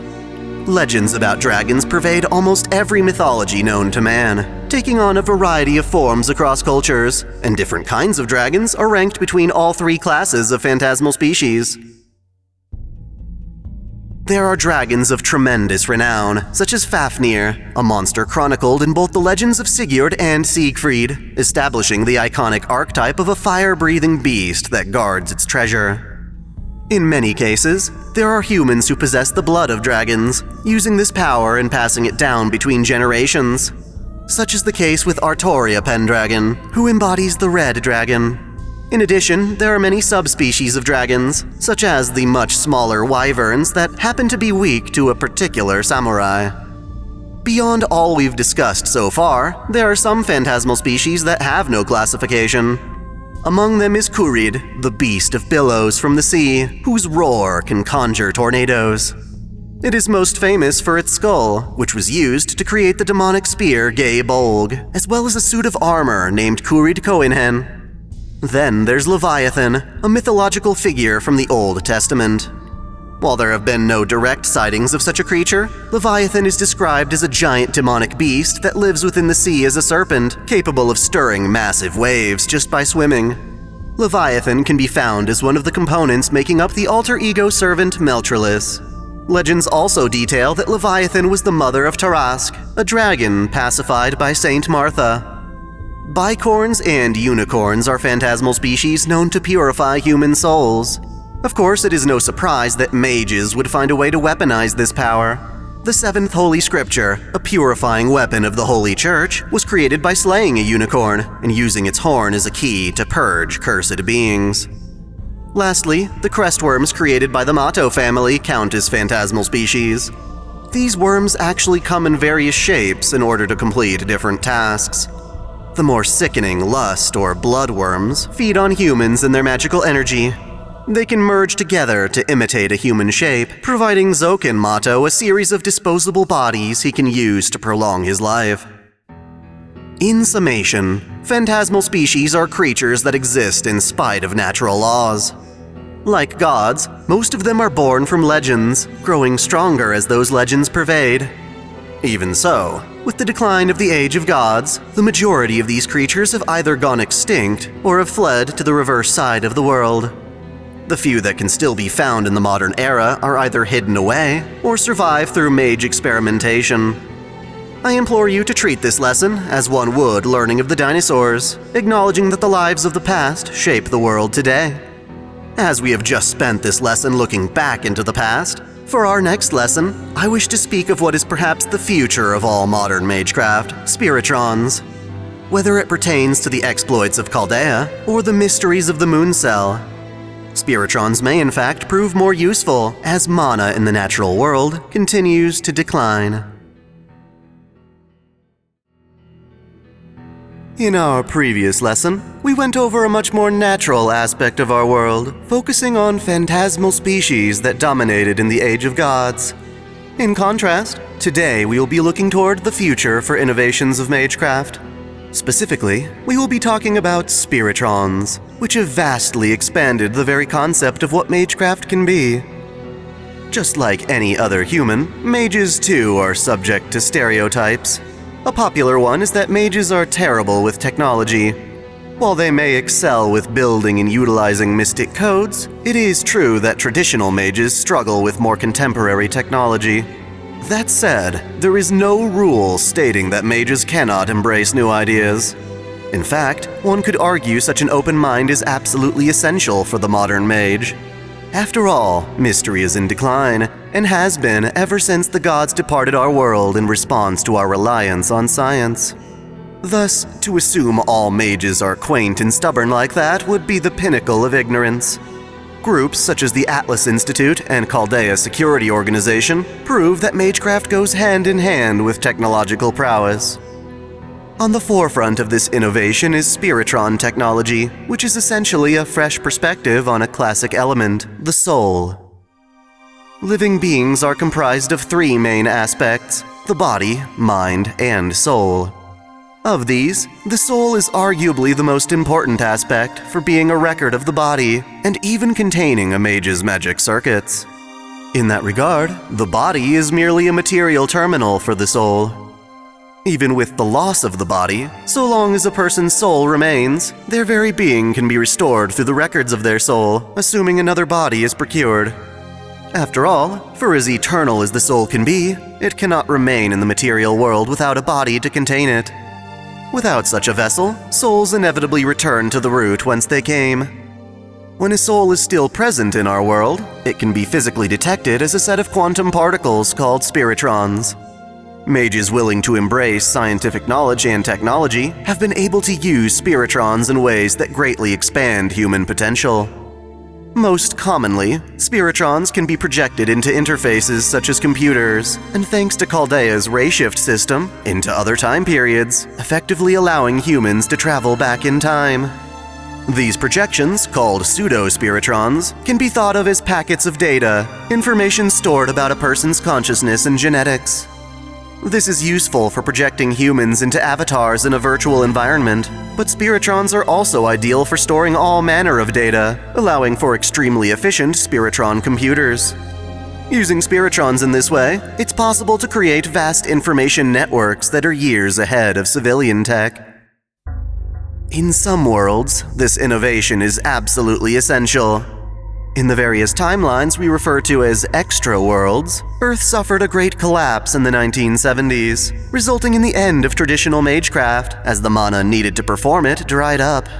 The mages of old became obsolete, and in their place, more technologically savvy mages took over, utilizing a process called Spiritron hacking to perform their craft in an entirely digital space.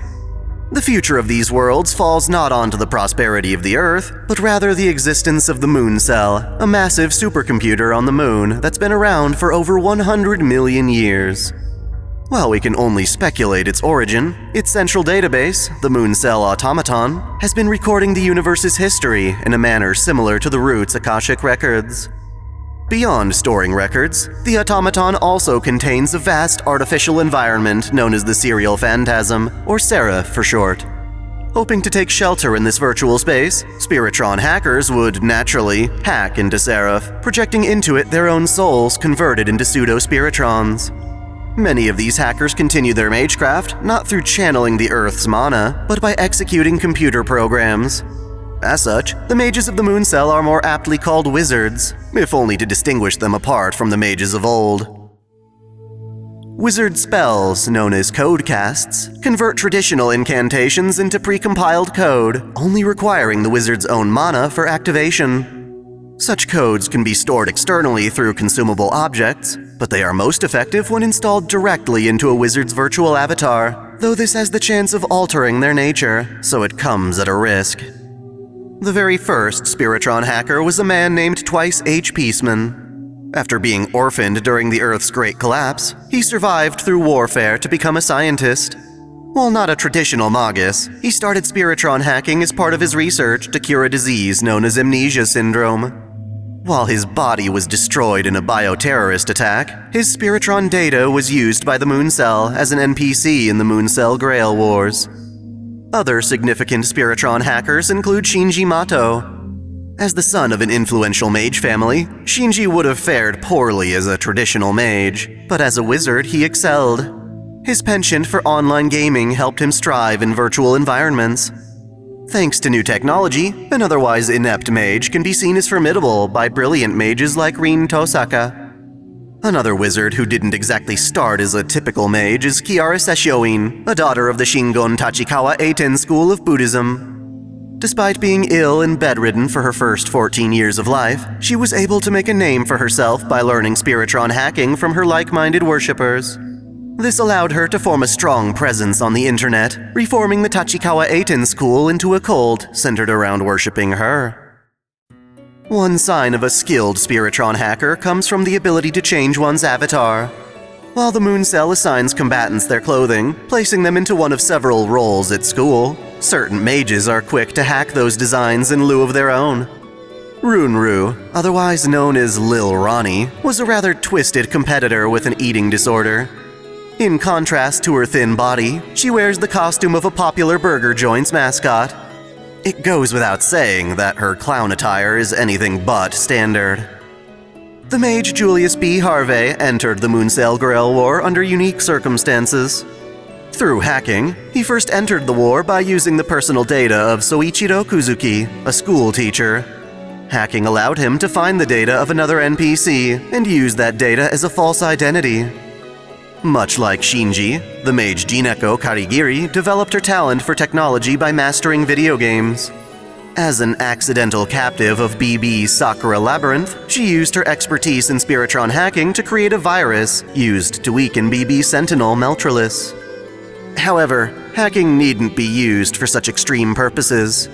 Pfluger, a Middle Eastern spellcaster, was able to use his Spiritron hacking to encrypt data sent over the internet to securely message Lord El Malloy II.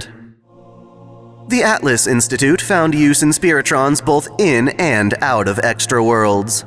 The alchemist Sion Eltnam Atlasia fights with a nanofilament wire called Etherlight. While it can be swung like a whip, Sion's Etherlight is primarily meant for tapping into her enemy's nervous system, letting her read their thoughts and memories. Given that such things are recorded into a person's soul, the Etherlight is considered a form of Spiritron hacking. Similarly, as the soul contains magic circuits, the creation of homunculi with circuits can also be thought of as manipulating Spiritrons. Perhaps the best example is Rani VIII, a special homunculi made by Atlas's Sealam Eltnam Re Atlasia.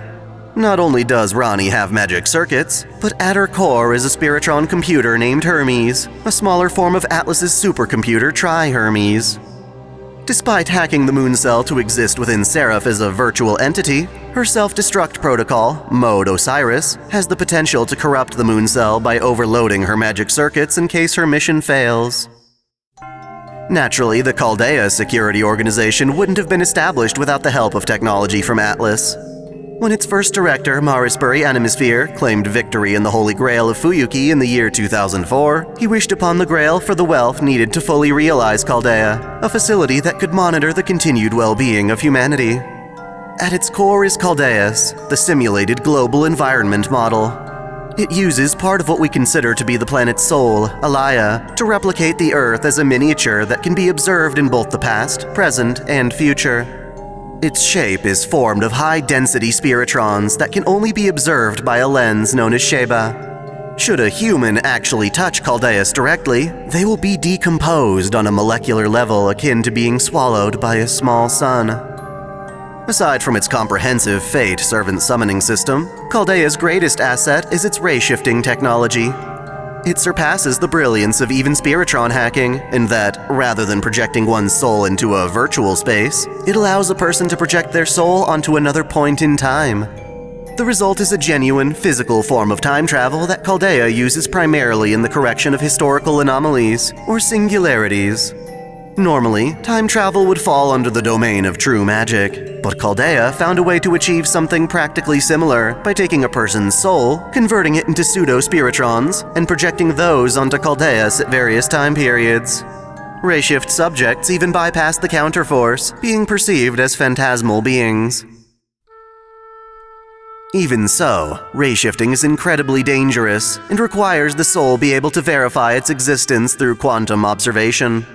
Certain rayshift candidates are more compatible with this process than others, and to ensure this process even further, Chaldea uses machines called Klein coffins, which can shut down in an emergency, preserving a master's vitals through cryogenic freezing.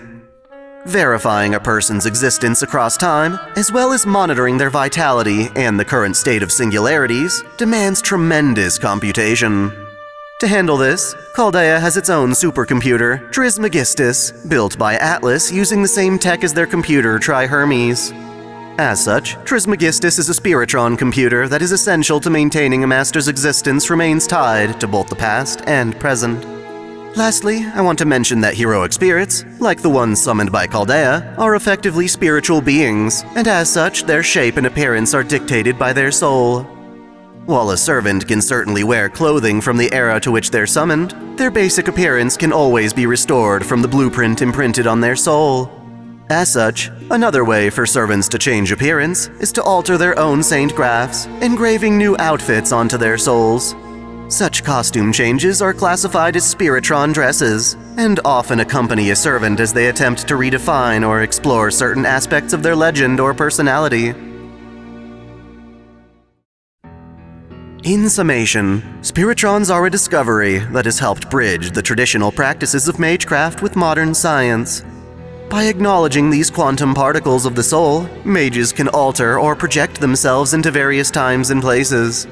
For many, this means learning to access the moon cell as a Spiritron hacker, a wizard that performs through Seraph's virtual reality. Compared to traditional Magecraft, Spiritron hackers don't necessarily require the greatest magic circuits, which is a tremendous advantage should the Earth's mana deplete. In some cases, the very future of humanity depends on Spiritron technology. Chaldea, for instance, uses Spiritrons to essentially perform time travel, a phenomenon needed to resolve singularities that risk sending the human order into chaos. With a more thorough understanding of the soul, I feel it is now possible to talk about the most famous aspect of Magecraft, the ability to summon Earth's epic heroes as heroic spirits.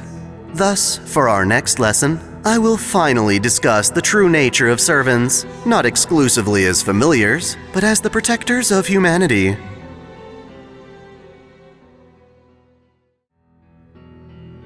In our previous lesson, I covered Spiritrons, which are widely considered to be the future of Magecraft. It is an interesting aspect of the craft because it demonstrates how mages can be innovative beyond their traditional practice. The same goes for today's lesson, heroic spirits. These entities on their own aren't the work of mages, but through complex spellcasting, mages have found ways of harnessing them as servants. Previously, I mentioned heroic spirits with regard to familiars, but now is the time to explore their true nature and how mages have taken advantage of this bizarre planetary system. Thankfully, you should be well informed about our planet by now, namely that the planet's will, Gaia, acts to protect itself from various threats, giving rise to nature spirits like elementals and true ancestors.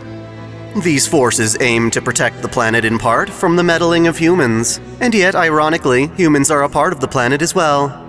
Thus, we have Alaya, the aspect of our planet's will that works to protect humanity through a power we call the counterforce. With that understanding, it can be said that heroic spirits are spiritual bodies implemented by the planet in order to protect the human order. In many ways, this means protecting humanity from itself, using heroes to avert warfare atrocities that would extinguish us altogether.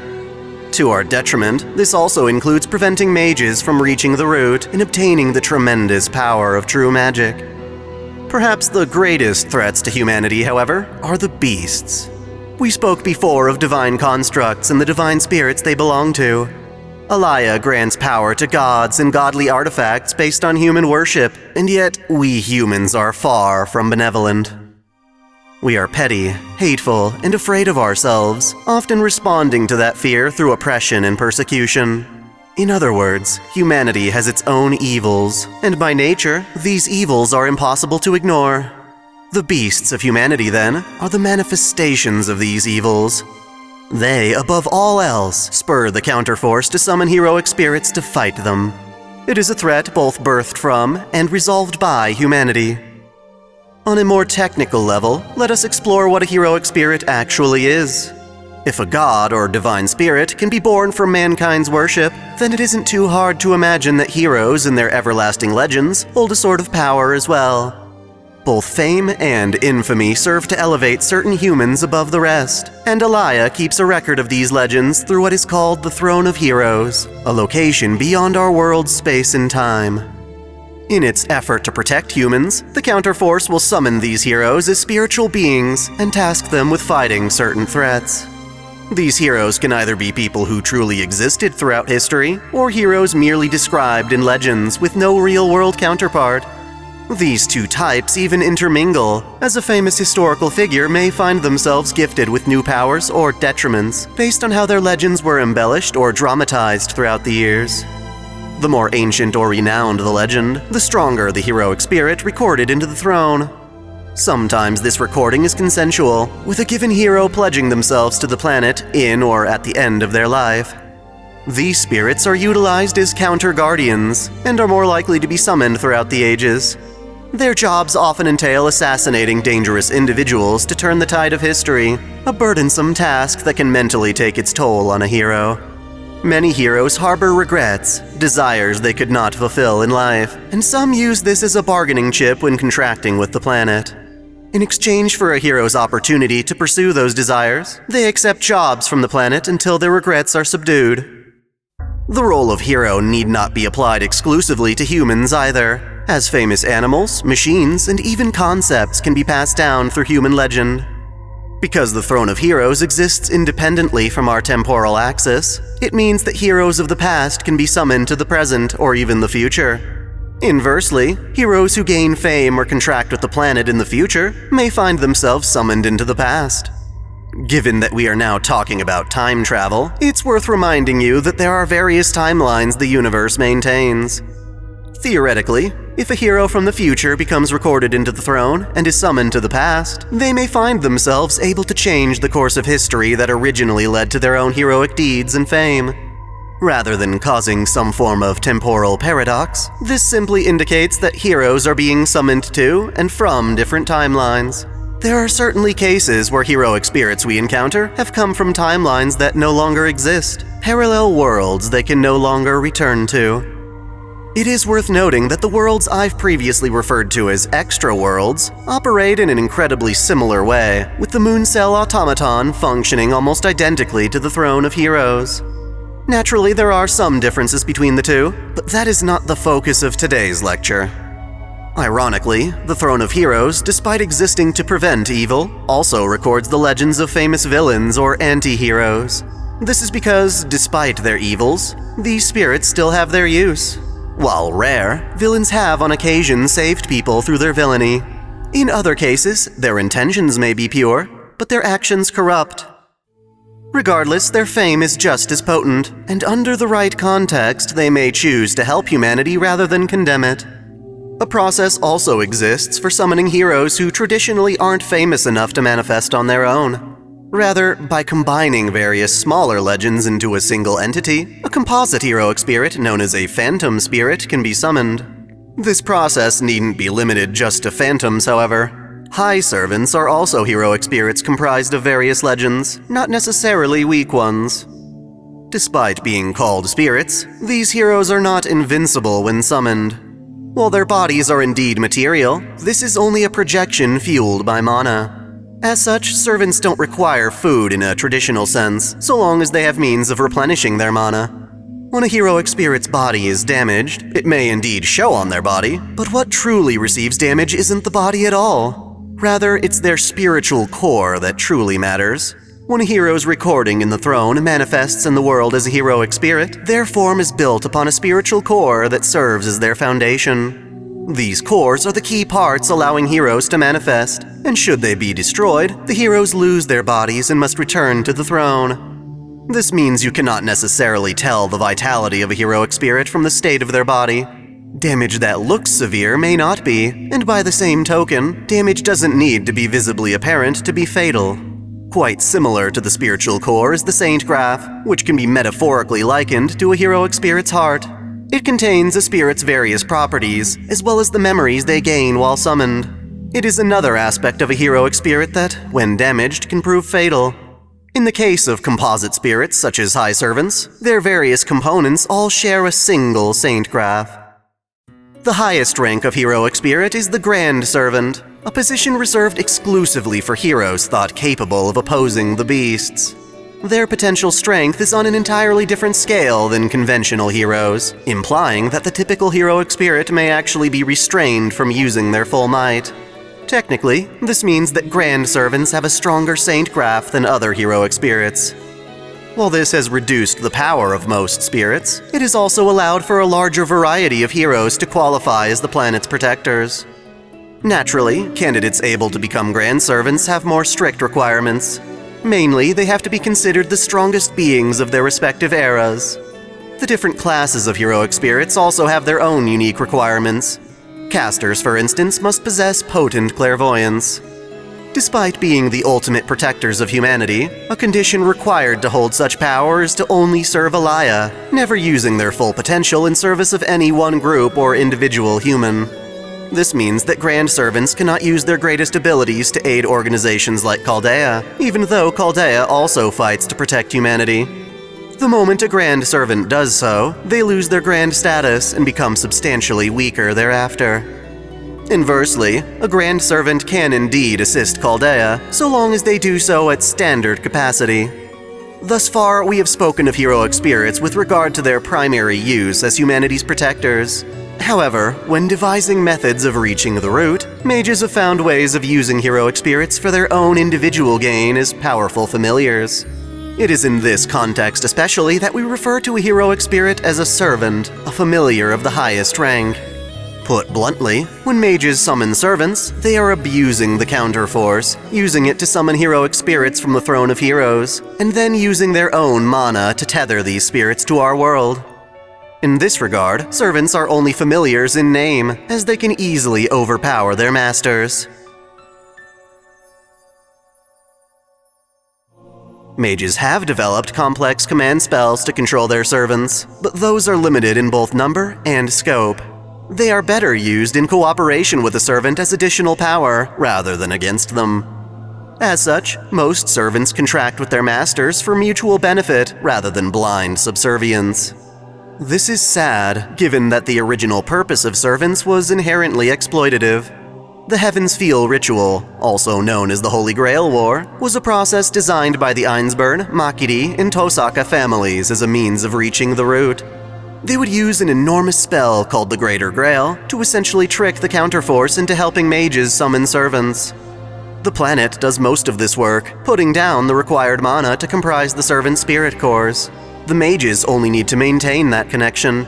The idea of pitting servants against each other for the chance to obtain the Holy Grail as a wish-granting device was only an excuse to gather mana.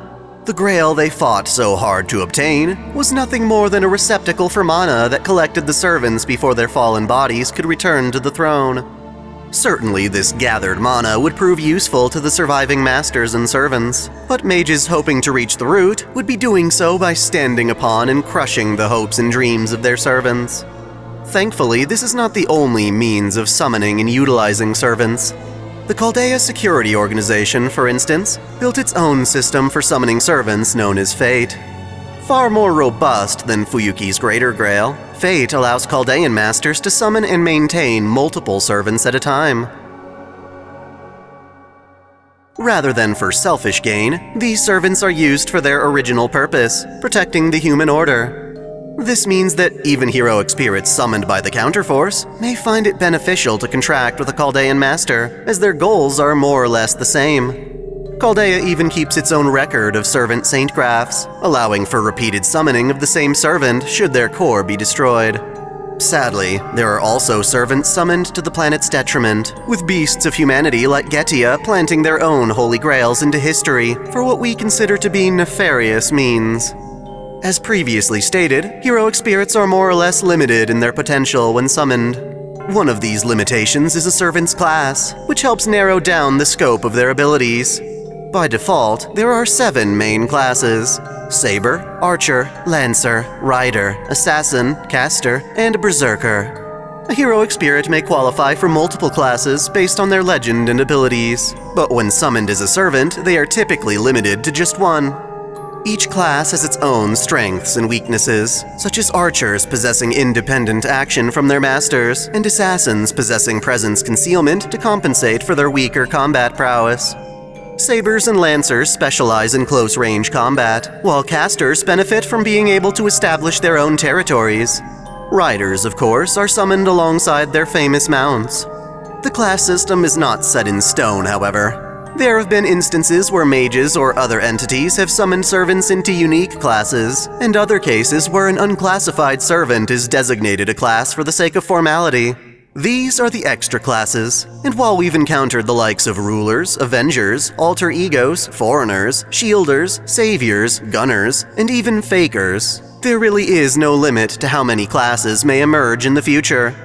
In exceptionally rare cases, a servant may possess a skill that grants them effective use of 2 classes, even though officially they are only 1. Oftentimes, servants may choose to go by these class titles rather than their true names, in order to conceal their identity. Knowing a servant's legend can prepare opponents not only with advanced knowledge of their abilities, but also any major weaknesses. The most famous of these would be Achilles, a hero legendarily invincible, with the exception of his mortal heel. In some cases, servants may even want to hide their identities from their own masters. After all, even if a servant is typically summoned in their prime, they may still retain weaknesses indispensable to their legends. In general, servants are able to hide their physical bodies by entering spirit form, which is useful for mages who want to conduct their affairs discreetly. After all, Magecraft is meant to be kept secret. A servant's physical body can be quite peculiar, in that parts of the body may remain in the world long after returning to the throne of heroes. So long as enough mana is provided, even something like a servant's arm or leg can remain from a fallen servant. While extremely dangerous given the compositional structure of a servant's body versus a human's, it is technically possible to transplant a servant's appendages or organs onto a human host, allowing them to survive while inheriting severe side effects. For instance, because heroic spirit Emiya is compatible with his human counterpart Shiro, it is possible for Shiro to live on using Emiya's arm. Without a mystic code like the Shroud of Martine, however, Shiro runs the risk of having his body torn asunder by Emiya's inhuman might. The same can be said for the homunculus Sieg, who inherits the heart of the servant Siegfried. While this grants Sieg the power of a servant, it takes its toll by slowly converting the boy into a dragon. Other bodily peculiarities include a servant's need for mana. Once summoned, they are generally dependent upon their master's mana, and without it, they may resort to consuming mana through other means such as bodily fluids and human souls. While they don't need to eat, servants can still derive some small amount of mana from doing so. Because this food is converted into mana, servants have no need to expel waste, but they can find themselves under the influence of alcohol or other toxins. While they need not sleep, they can choose to do so as a form of mana conservation. During this process, dreams serve as an intimate way for masters and servants to inherit each other's memories. With enough mana, it is possible for servants to remain in the world and essentially live a second life. This can be done by powerful mages, and in other cases, servants can find themselves reincarnated as mortals, only requiring mana to access their servant abilities. In order to function as humanity's protectors, heroic spirits are given basic knowledge of the time to which they are summoned. This includes any human languages spoken in that era, making servants multilingual. This also includes knowledge of the Holy Grail War, but sadly not the war's true purpose. It is said that servants lose their memories after being summoned, but we have evidence to believe otherwise. Servants occasionally recall their past incarnations as moments of déjà vu, or in the case of Chaldea documenting spirit graphs, servants can accumulate memories so long as those graphs remain intact. There are also certain instances where a heroic spirit may share their saint graph with a human vessel. Demi-servants, for example, are humans who can utilize the power of heroic spirits. Pseudo-servants are a similar case, where a heroic spirit possesses a human's body. Most frequently, this is done so that gods, who are normally too powerful to be contained in a saint graph, can still manifest as servants by using a human vessel to limit their divinity. Each instance of these servant-human hybrids is unique, with the servant's consciousness either controlling, deferring to, or merging with their human hosts. Another anomaly with servants is that they can be summoned in different forms, with exaggerated or isolated parts of their legends. Namely, this is seen in altar servants, who are heroic spirits summoned with shifted powers and personalities. For the altars, this shift tends to be more malicious. Lily servants, on the other hand, are a more youthful variation of a given hero, and are often more innocent. Through Chaldea's fate system, servants can even alter their own saint graphs, effectively allowing them to change classes. Lastly, I wish to speak of how a servant is actually summoned. Because the counterforce is responsible for much of the work, a proper ritual for summoning a servant isn't always required. In such cases, mages, even those who have no clue of their magical lineage or potential, may wind up summoning servants that are most compatible with their nature.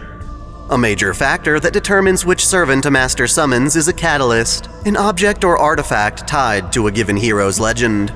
It's worth noting, however, that, with or without a catalyst, there's no guarantee a master and their servant will get along, even if their personalities wind up being similar. Thus, the summoning ritual itself merely gives a master more control over the resulting servant. It is through the ritual that a mage can modify the nature of their servant, such as aiming for an altar form or adding madness to them. The quality of the ritual can affect the quality of the servant, which is why some mages conduct the ritual when their magical potential is at its peak. The formal chant allows for these modifications, but all that is really required is a master calling out for help nearby a magic circle. Chaldea's fate system is special in that it utilizes Galahad's shield, Lord Camelot, which was made from the Round Table, a place known to be where heroes gather. In that regard, Galahad's shield is a portable summoning terminal, requiring only a potent mana ley line to function. In summation, heroic spirits are the recorded legends of heroes throughout history, summoned forth by the planet to protect humanity against threats, the largest of which being the beasts of humanity. This system the planet uses has been hijacked by mages in order to summon heroic spirits as their own familiars. While at first deceitful, mages have found ways of harnessing the power of servants toward mutually beneficial goals. By protecting the human order, servants have found their summons to be a welcomed chance to address the shortcomings of their lives. For many, it is a chance for redemption or further glory. Now, one thing I have intentionally avoided discussing is a servant's greatest strength, their noble phantasms. I've held off on this, in lieu of discussing it in our next lesson.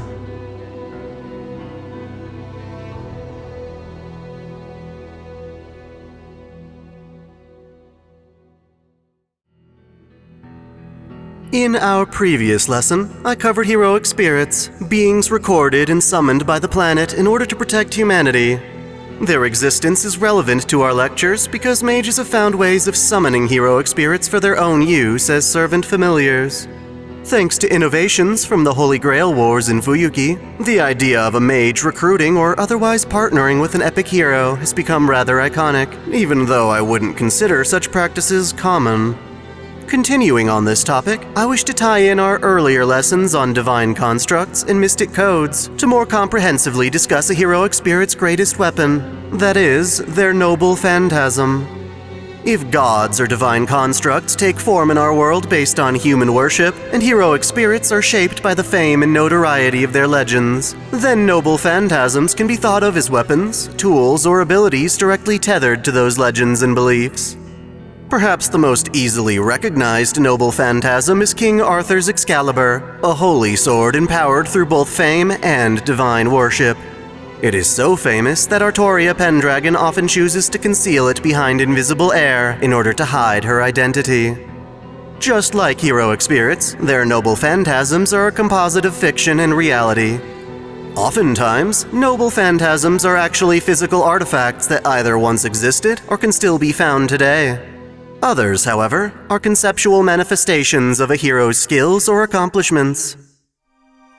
When it comes to tangible noble phantasms, it is said that nearly every famous weapon or artifact has a prototype that once belonged to Gilgamesh, king of Uruk in Mesopotamia.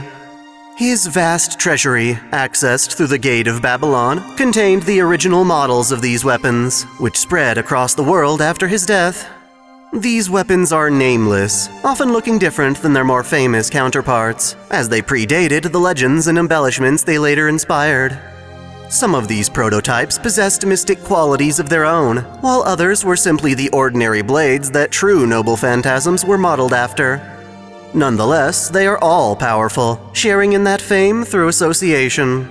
Gilgamesh himself believes these prototypes are superior to their descendants, which he considers to be mere imitations. However, this has been shown to be hubris, as there's no rule stating an imitation cannot surpass its original. Naturally, there are many noble phantasms that prototypes do not apply to.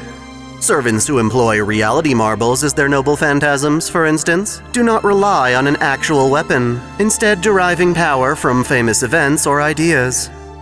Oftentimes, a noble phantasm can be a skill that a hero mastered in life. In rare cases, the servants themselves qualify as noble phantasms.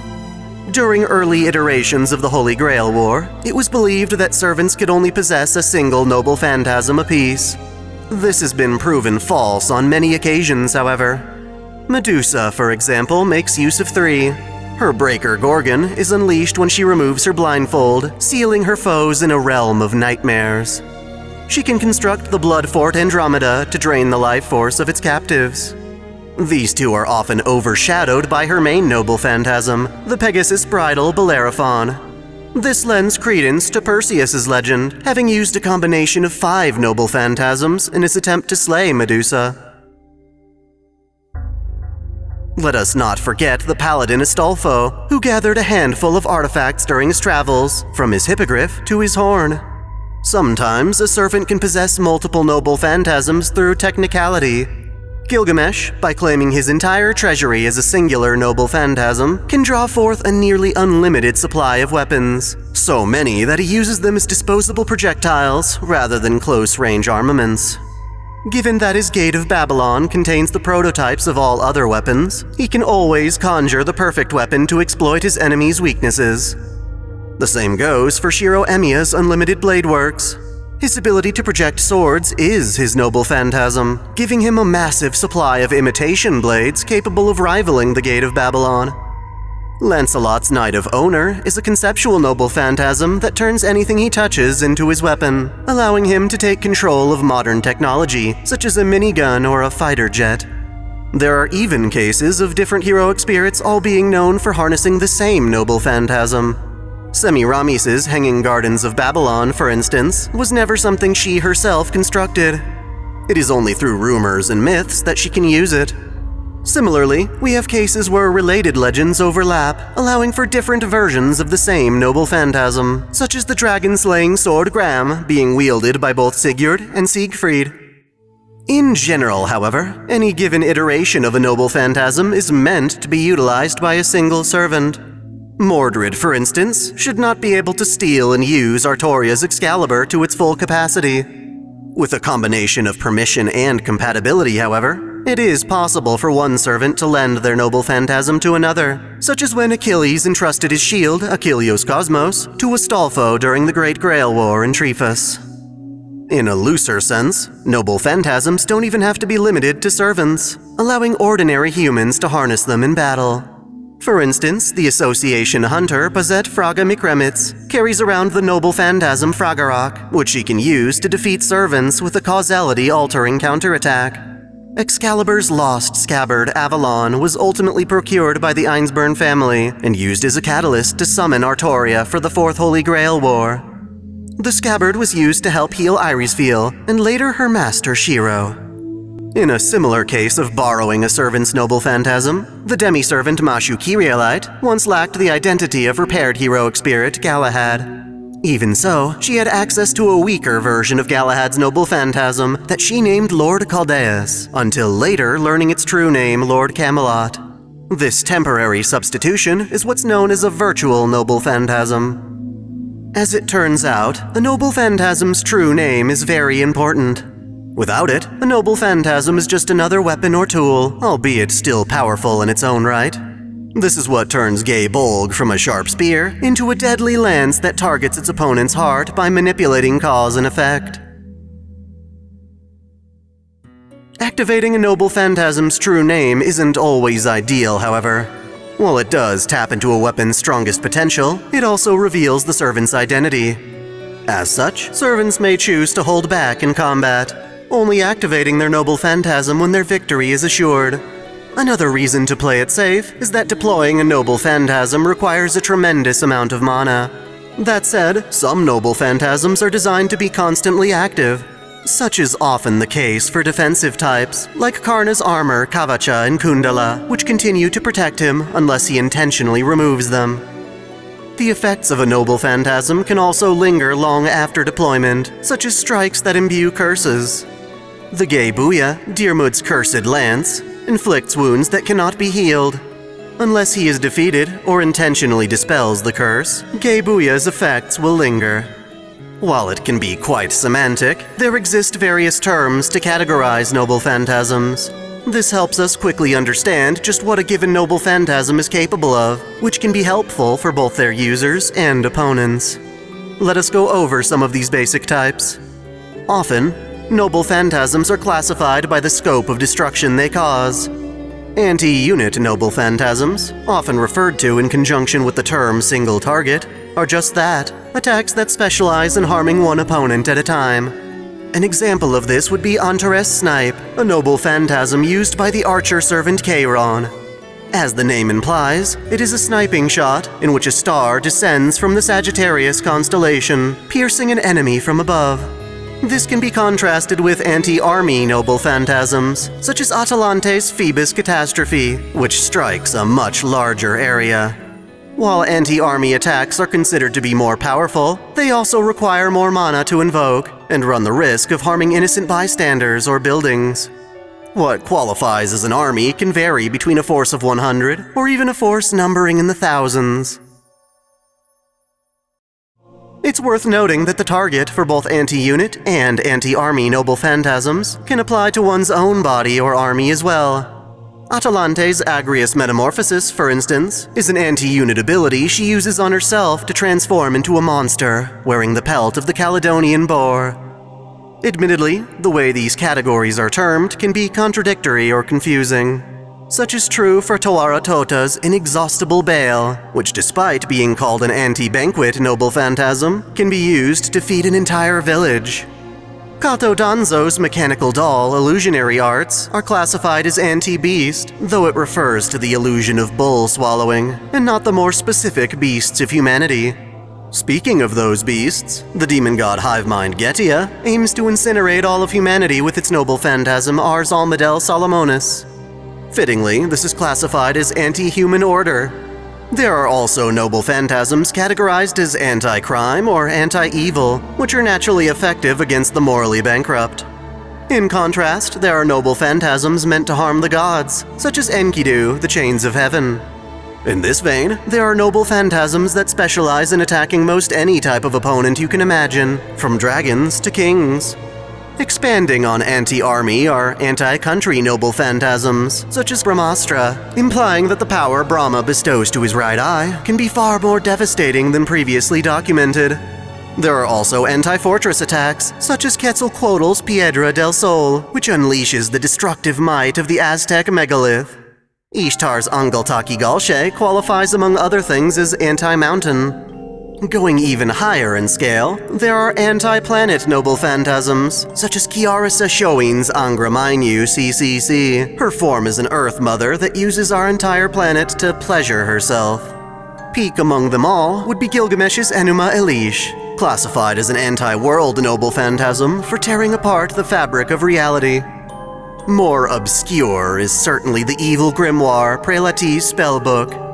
It is seen as anti-principle, as its creator Francois Prelati suppressed his own reasoning through drugs to summon forth cosmic horrors. Then there's Medea's Rule Breaker, which is an anti-thaumaturgy noble phantasm that voids magical pacts. Not all noble phantasms are offensive in nature.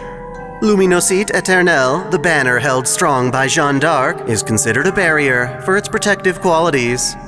There are also conceptual noble phantasms, such as Maxwell's Demon, a perpetual motion machine manifested through the denial of Newton's second law of thermodynamics. It is something that can only exist through mystery. David's Ark of the Covenant is fittingly categorized as a Covenant noble phantasm, likely for how it poses a threat to all who seek it. Irisfeel, when summoned as a servant with the Dress of Heaven, can use the Magecraft noble phantasm Song of Grail, manifesting her motherly nature as a blessing to her allies. In a rare instance, the servant Murasaki Shikibu derives her noble phantasm from poetry, specifically the tale of Genji. Her lamenting of this tragic tale curses her enemies. A spiritual noble phantasm is something like Anastasia Nikolaevna Romanova's VVV, in which she calls upon her spirit companion V and his mystic eyes of clairvoyance to expose her adversaries and their weaknesses. Lastly, some noble phantasms are categorized by their suicidal nature, most famously Jeanne d'Arc's La Pucelle, her sword that represents her burning at the stake. Even as a servant, she offers up her own life to protect what is dear to her heart. In summation, a noble phantasm is a servant's most valuable asset. It can take the form of their strongest weapon, a special technique, a mystic code, or even an obscure anecdote from their legend. Despite previous observation, we've seen cases of servants wielding multiple noble phantasms at a time, granting them a wide assortment of perks, from physical attacks to blessings, barriers, and curses. While usually beneficial, activating a noble phantasm runs the risk of exposing a servant's identity, functioning as a card to play strategically during a Holy Grail war. Not only are noble phantasms tied to the legends of heroic spirits, but we've also seen cases of mages being able to use these artifacts, handing them down from generation to generation. One of the more noteworthy cases happens to be with the mage Shiro Emiya, who practices a unique form of projection magecraft called tracing to replicate the appearance and abilities of many different noble phantasms. Thus, for our next lesson, I plan to elaborate on the true nature of Shiro's magecraft, and whether or not his unique approach can be replicated by other mages.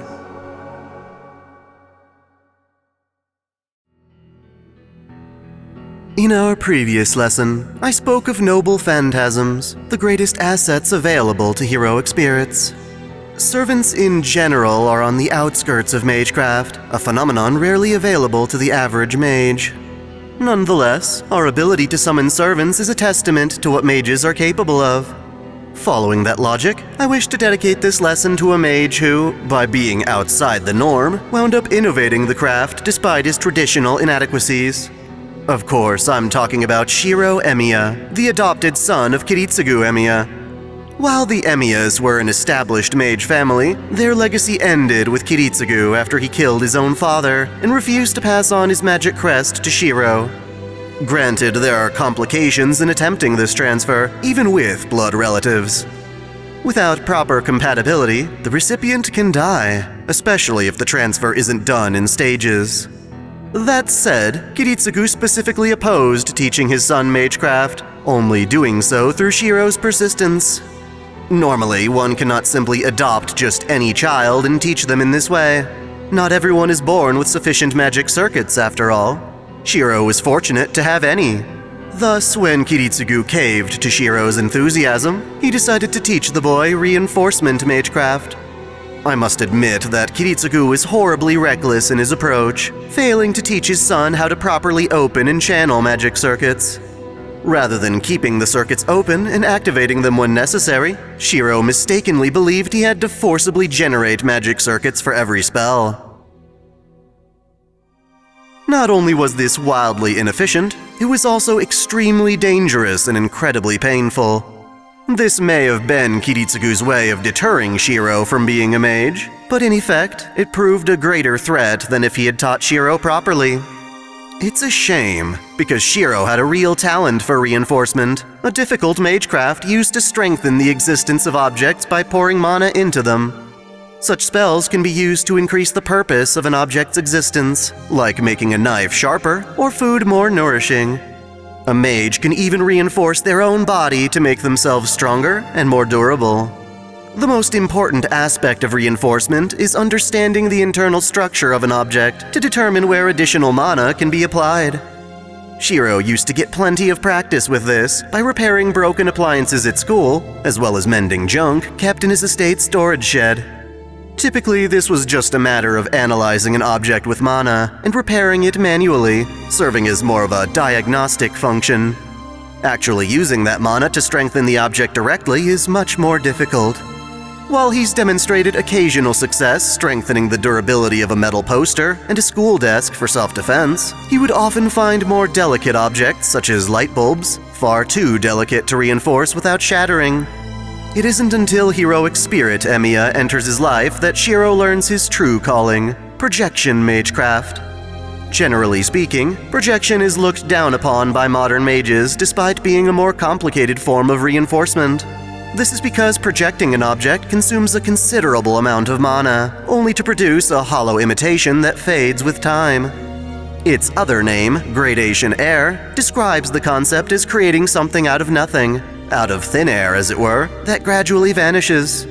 For this reason, mages often deem it unnecessary, as it's easier and longer lasting to just construct an object with physical materials.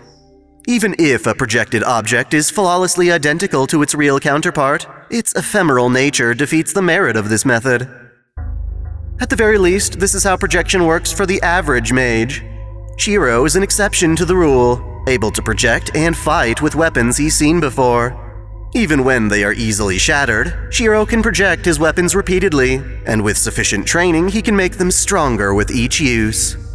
It's to the point where Rin Tosaka, upon investigating these projections, declares that Shiro is doing something altogether more advanced than mere projection.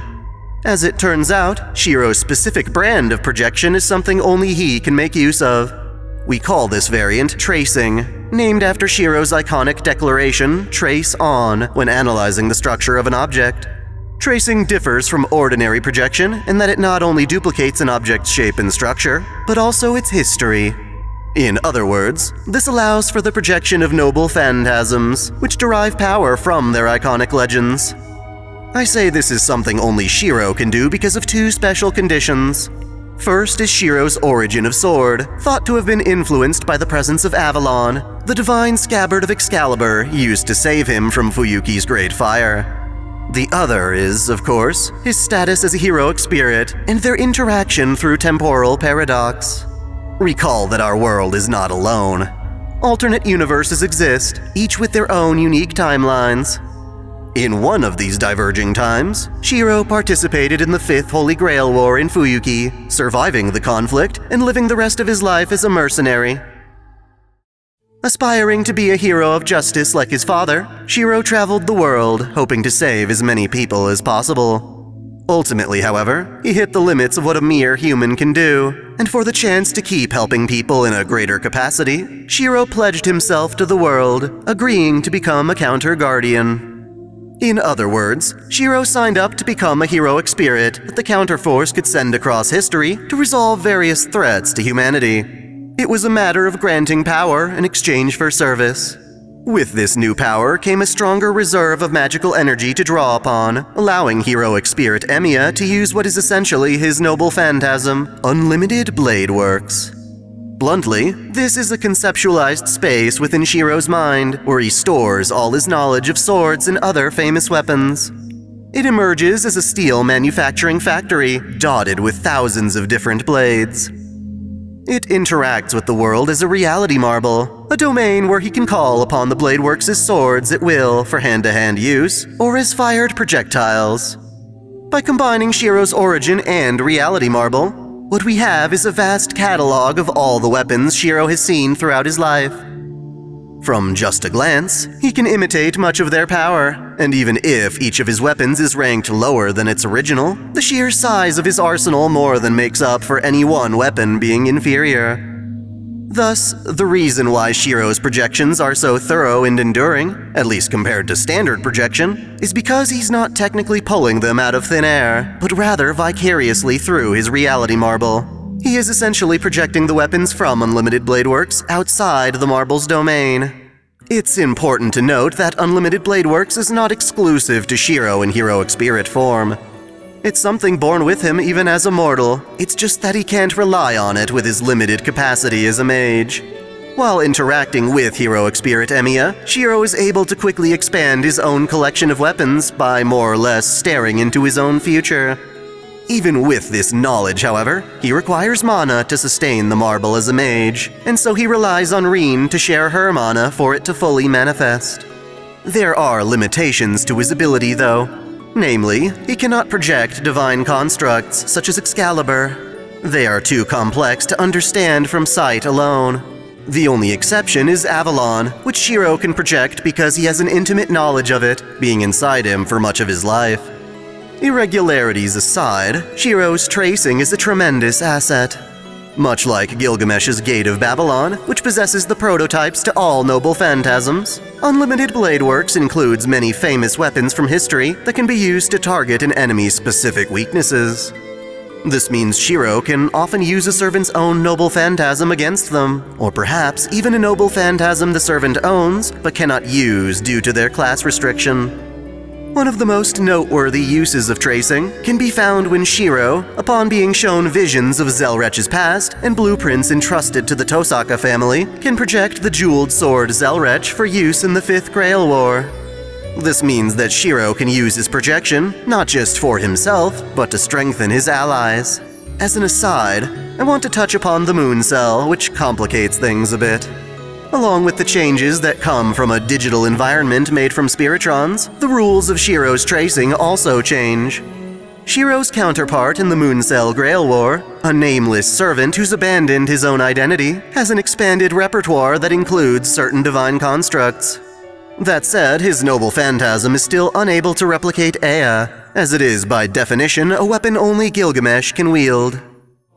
Lastly, it's important to mention that not only is Shiro's projection unique, his reinforcement also has a special nuance. I mentioned before that reinforcement involves strengthening an object's intended purpose, but Shiro's approach allows for greater possibilities. Technically, we call his method alteration, which not only strengthens an object's current structure, but can also be used to transform that structure. Shiro has used this on occasion to both create a bow from a tree branch and repair an otherwise mutilated soccer ball. In summation, Shiro Emiya is an unorthodox mage with fortunate attributes that allow him to perform magecraft that no one else can. His origin of sword helps him discern a weapon's shape, structure, and history from a single glance. These observations are stored in his own mental landscape, Unlimited Blade Works, which he can access with the right training and enough magical energy. These odd circumstances let him harness an otherwise inferior type of magecraft as a genuine strength. He owns up to this strength so well that it actually becomes his noble phantasm when he pledges himself as a counter-guardian. What I find fascinating is that Shiro would never have been able to use this magecraft as early as the 5th Grail War if he hadn't met a version of himself from the future. This just goes to show how time plays a major role in our craft, and understanding how it works is crucial for the more incredible feats that we can achieve. Thus, for our next lesson, I wish to speak of all things related to time and parallel worlds, including quantum time lock and the theoretical pruning phenomena. In our previous lesson, I spoke of Shiro Emiya's unique tracing magecraft, a product of his origin of sword and mental landscape of Unlimited Blade Works.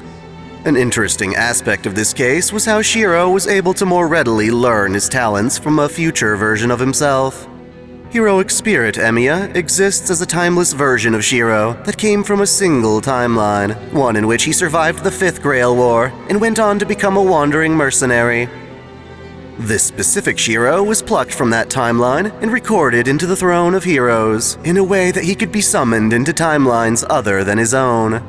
This logic can be incredibly confusing without a fundamental understanding of how our broader universe handles time, which is why I've decided to cover precisely that in our lesson today. The topic may prove to be our most troublesome concept yet, thanks to an abundance of specialized terminology. But my goal is to keep things as simple as possible, so that time in our universe can be understood without the need for academic terms. This forces us to ask the most profound question: what exactly is time? In the most observable fashion, time describes how the present moves into the future. With every tick of the clock tower's hand that passes, our present becomes the past and is taken over by the future. It follows a chain of causality where one interaction influences others in a complex system of actions and reactions. Generally, time moves forward, leaving the past behind so that it could never be changed. Time travel does exist, but I'm starting with how things should be. The future, on the other hand, has yet to exist, instead consisting of seemingly endless possibilities.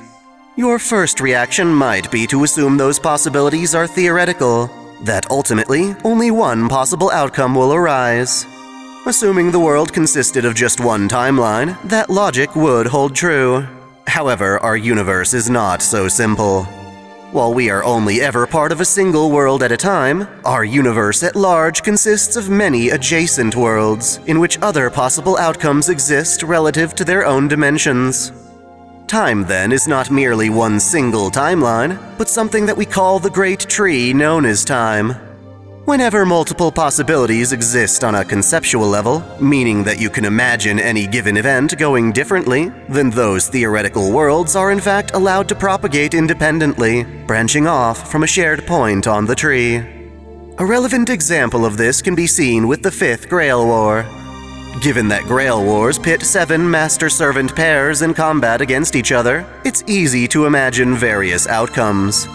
Each competitor, for instance, has to imagine scenarios for whether they win or lose. Off the top of my head, I can point to 3 potential outcomes. In the first, the mage Shiro Emiya naively charges into battle despite having the King of Knights as his main weapon. As he struggles to understand his servant, he falls in love with her, and ultimately the two of them decide to end the Grail War by destroying the Lesser Grail. In another, Shiro confronts his alternate self, the disillusioned archer who once strived to be a hero of justice. Through combat, the two reaffirm their ideals, and Shiro learns to harness his own reality marble.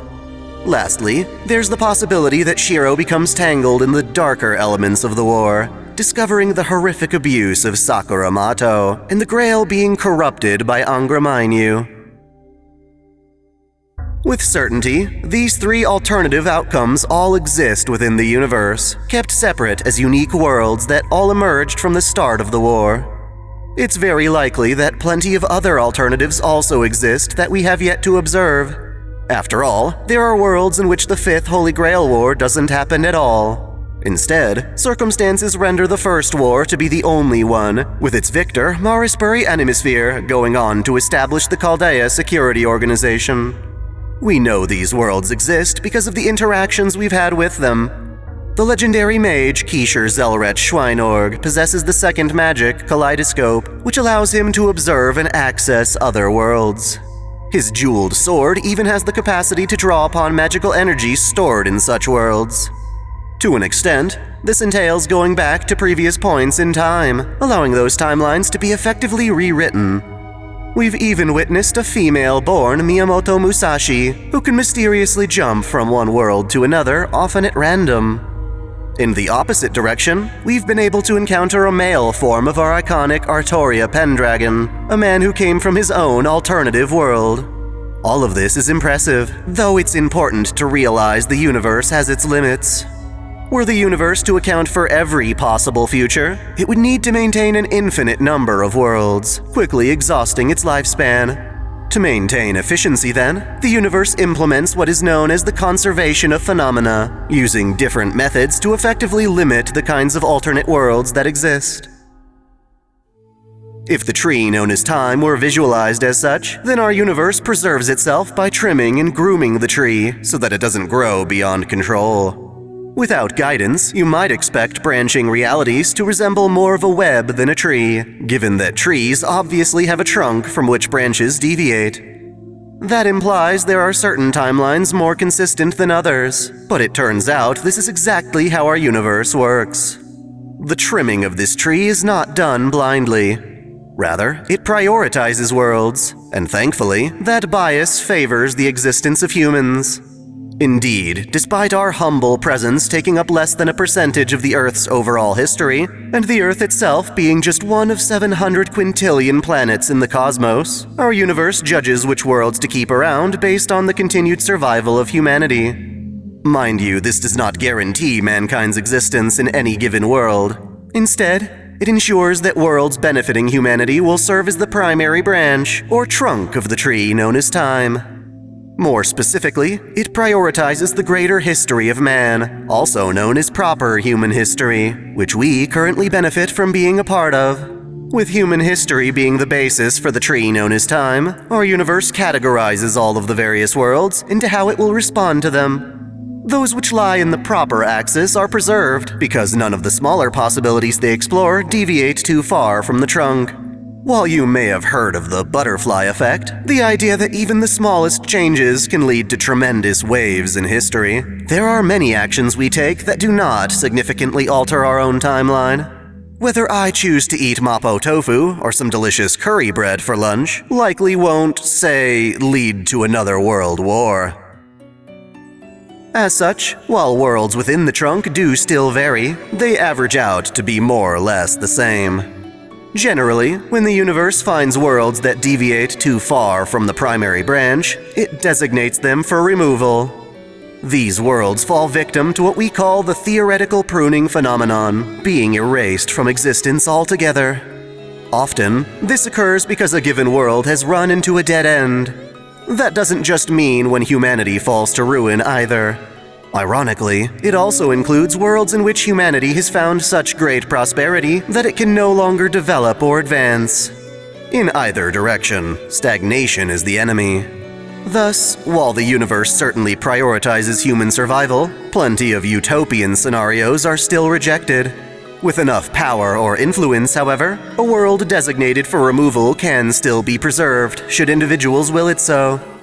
A mysterious alien god, for instance, antagonizes proper human history by restoring 7 stagnant worlds called Lost Belts.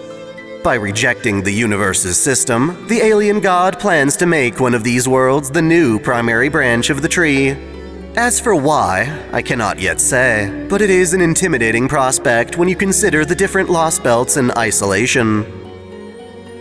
One of them, for instance, deviates from our history when an asteroid strikes the Earth and triggers another ice age. The only way for people to survive in this harsh climate is to become magical beasts called Yaga. In another, history deviates such that the Norse prophecy of Ragnarok fails to complete, leaving a single goddess in charge of protecting the human race. Another lost belt has the Chinese Emperor Qin Shi Huang conquering the entire world and turning himself into an immortal machine. The people living in these worlds are all trapped, unable to advance as a civilization due to oppression or ignorance. Whether these worlds deserve to exist normally isn't our call to make, but thanks to the alien god, Chaldea has to fight so that their own world doesn't meet the same fate. Culling or pruning deviant worlds isn't the only way the universe preserves what it deems to be proper human history. For the sake of efficiency, it also acts to prevent deviances from arising in the first place, utilizing a process known as quantum time lock. In essence, quantum time lock is achieved by pinning down specific events in history, guaranteeing they occur no matter the circumstance. It's as though the universe were making such events destined, bending causality or rewriting any deviant behaviors from steering history off course. Naturally, whenever quantum time lock occurs, any worlds that fail to include a certain event are immediately pruned. Those that remain become impervious to change, meaning that even if someone could go back in time to prevent that event, their actions would prove futile. For a light-hearted example, imagine my dilemma of choosing between mapo tofu or curry again. If the universe were to set a quantum time lock the moment I took a bite out of the curry, all worlds in which I chose mapo tofu or any other food would be pruned away. From then on, my choice of meal would be destined no matter the timeline, and not even time travelers could convince me otherwise. Somehow, some way, I would eat that curry. Thankfully, our universe isn't so petty. Oftentimes, quantum time locks have been secured around more important elements in our history, during formative periods such as the Industrial Revolution. In that regard, time locks make altering history much more difficult, though not entirely impossible. During the Grand Order, Chaldea fought against the demon god Hivemind Getia, who was attempting to rewrite the history of man from its onset. Simply traveling back in time would be easy enough, but making a substantial change in the timeline required Getia to essentially revoke 7 of the universe's most important time locks. For the energy needed to pull this off, Getia had to incinerate all of human history as fuel. During this time, in place of the time locks, Getia used Holy Grails to establish singularities, anomalies that were never observed in recorded history. They're like holes along the timeline in which possibilities flourish. Within them, major deviations from recorded history emerge, and if left unresolved, they can actually cause the collapse of our timeline. It's perhaps more appropriate to say that the 7 singularities were injuries to proper human history that destabilized the time locks. The saving grace of this is that singularities can be resolved and eliminated, restoring human history and undoing Getia's work. In the end, our universe accounts for various possibilities, allowing alternate worlds to branch out from each other. Every possible outcome exists as its own timeline, or would be if the universe could account for infinite possibilities. Since it can't, the universe limits these worlds by prioritizing proper human history and culling any worlds that deviate too far from it. It furthers this process with quantum time locks, pinning down critical moments in history so that they can't be changed. That said, beings within the universe can still interfere, such as the alien god preserving cold worlds as lost belts, or Getia undoing the time locks with singularities. Thus far, everything I've said applies to individual universes like our own, but to complicate this further, we have to understand that there also exist parallel universes. While an adjacent or alternate world can be seen as a new branch on the tree of time, a parallel universe can be better thought of as an entirely separate tree. Worlds that feature the moon cell, for instance, exist in a parallel universe that follows its own criteria for proper human history. a quantum time lock from that universe doesn't really affect our own, and vice versa. This is observed within the moon cell's environment of Seraph. The servant Archimedes allies with an evil entity known as the Umbral Star and slides between adjacent timelines in his universe, hoping to expose the moon cell and get it destroyed. Ultimately, his efforts are foiled by a quantum time lock that occurs just after his defeat, meaning that no matter how much he tries to travel back and alter events within the moon cell, he can't contact the Umbral Star until its next cycle. Considering our universe doesn't even have the moon cell, there's no way a time lock involving it could apply to our own timelines. As such, the time locks and pruning are relative to each universe, and it's currently beyond our grasp to conceive of what lies beyond the different parallel universes that expand beside one another. I personally find it easiest to imagine it as a forest, with all the trees standing in for a much larger multiverse. In summation, time typically moves in one direction, from present to the future. While it would be nice to imagine time flowing in a single, linear path, the fact that the future is generally indeterminate means that any given timeline can go in a number of directions. Our universe allows for various possibilities to play out as adjacent worlds, but limits these worlds as though a person were maintaining a large tree. The tree's trunk, or center, is an ideal called proper human history, which exists because the universe prioritizes it over other possible timelines. It designates events in this history as absolute, tightening the tree's base together. Alternate worlds that deviate too much wind up pruned, like trimming a tree's more chaotic branches. Our universe is actually just one tree of many, however, meaning that relative to any given universe, a whole new proper history gives way to more adjacent worlds. As a mage, it is important to understand this complex system of timelines as we come into contact with other adjacent or parallel worlds. One way is through the use of true magic. Heroic spirits recorded into the Throne of Heroes can often be recorded from one timeline and summoned to another. Then, there are rare and unique entities who can slide between worlds, either intentionally or at random. Going forward, as I continue to teach Magecraft, I want you to understand that these lessons apply across nearly all relevant worlds. If there are any significant exceptions, I'll be sure to point them out. That said, for our next lesson, I intend to cover the reverse side of the world, as well as clarify what it means for a given world to have different textures.